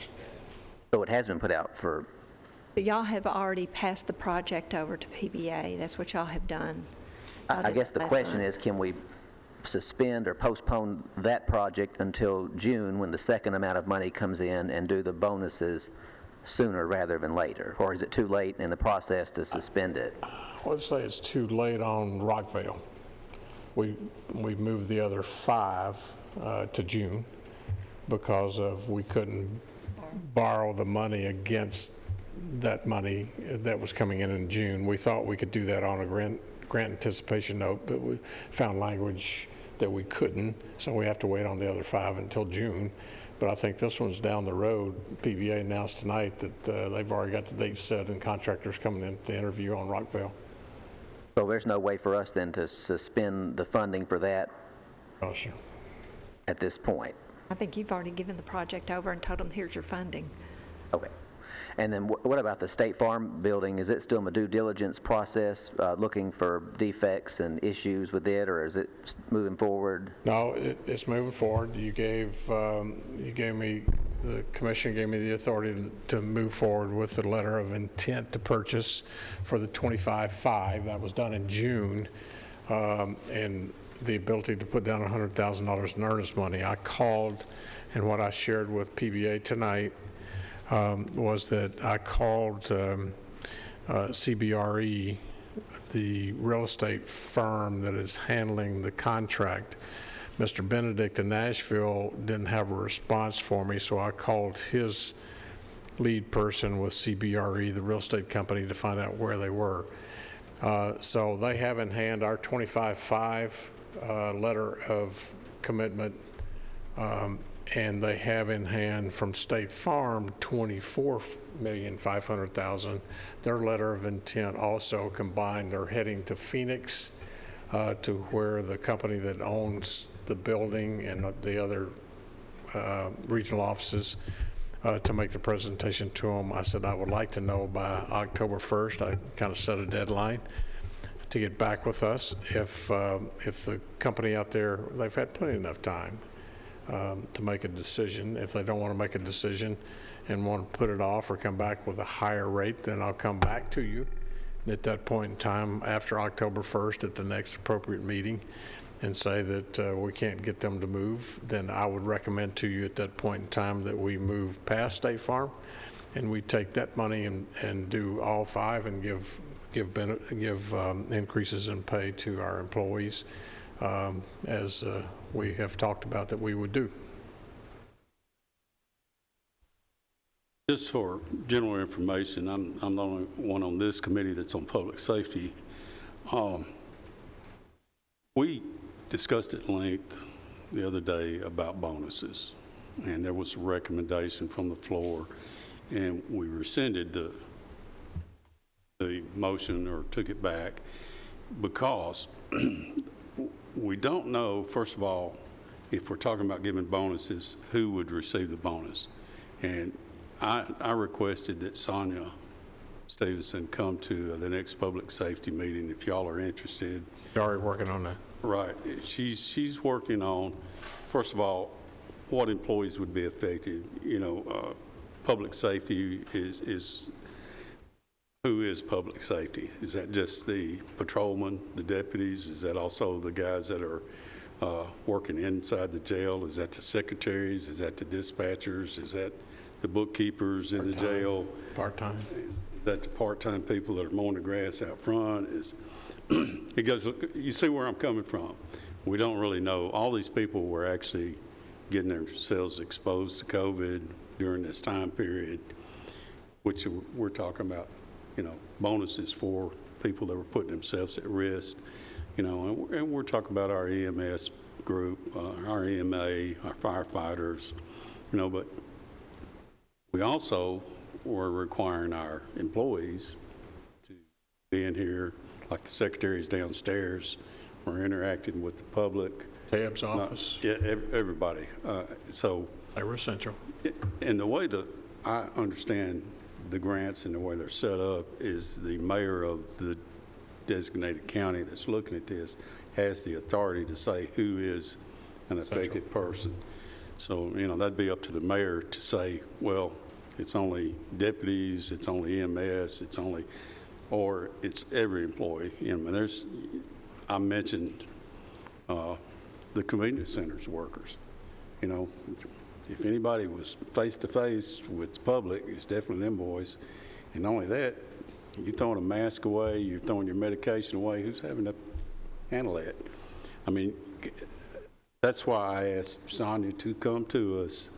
And I know there's a lot of flack out there about, well, why are we building buildings instead of giving money to our people? And I know you guys know, because we did that in this committee, and I brought this up at Public Safety. I wanted to look at our pay scale as a whole, you know, not just bonuses.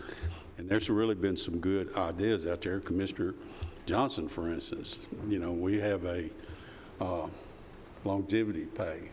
You know, that's something else we could look at increasing, you know, let that fall at Christmas time and not just a one-time thing. You know, this would be a reoccurring. I think it was $25 a year right now. And if we double that, but again, it gets back to being on budget. I want to know what it's going to cost us to do that.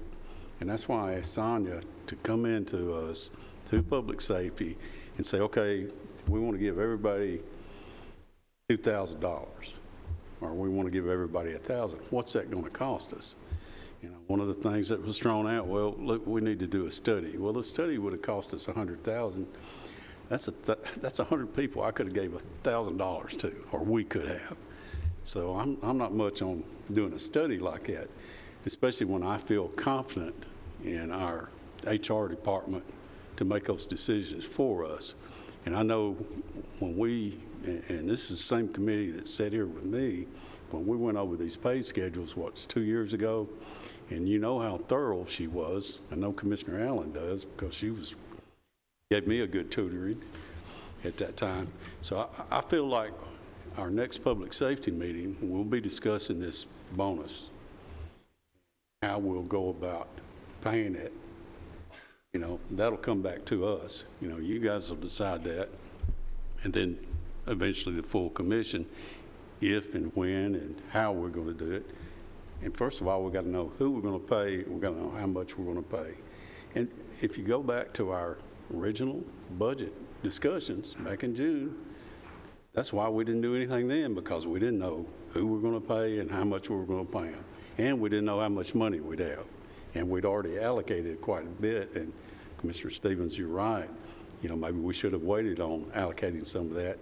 But at that time, we didn't know they were going to bring the money in two sections. We thought we were going to get it all in one, which at that time we could have, and we said in June, we'll do this when we see this money. Anyway, go ahead, Commissioner.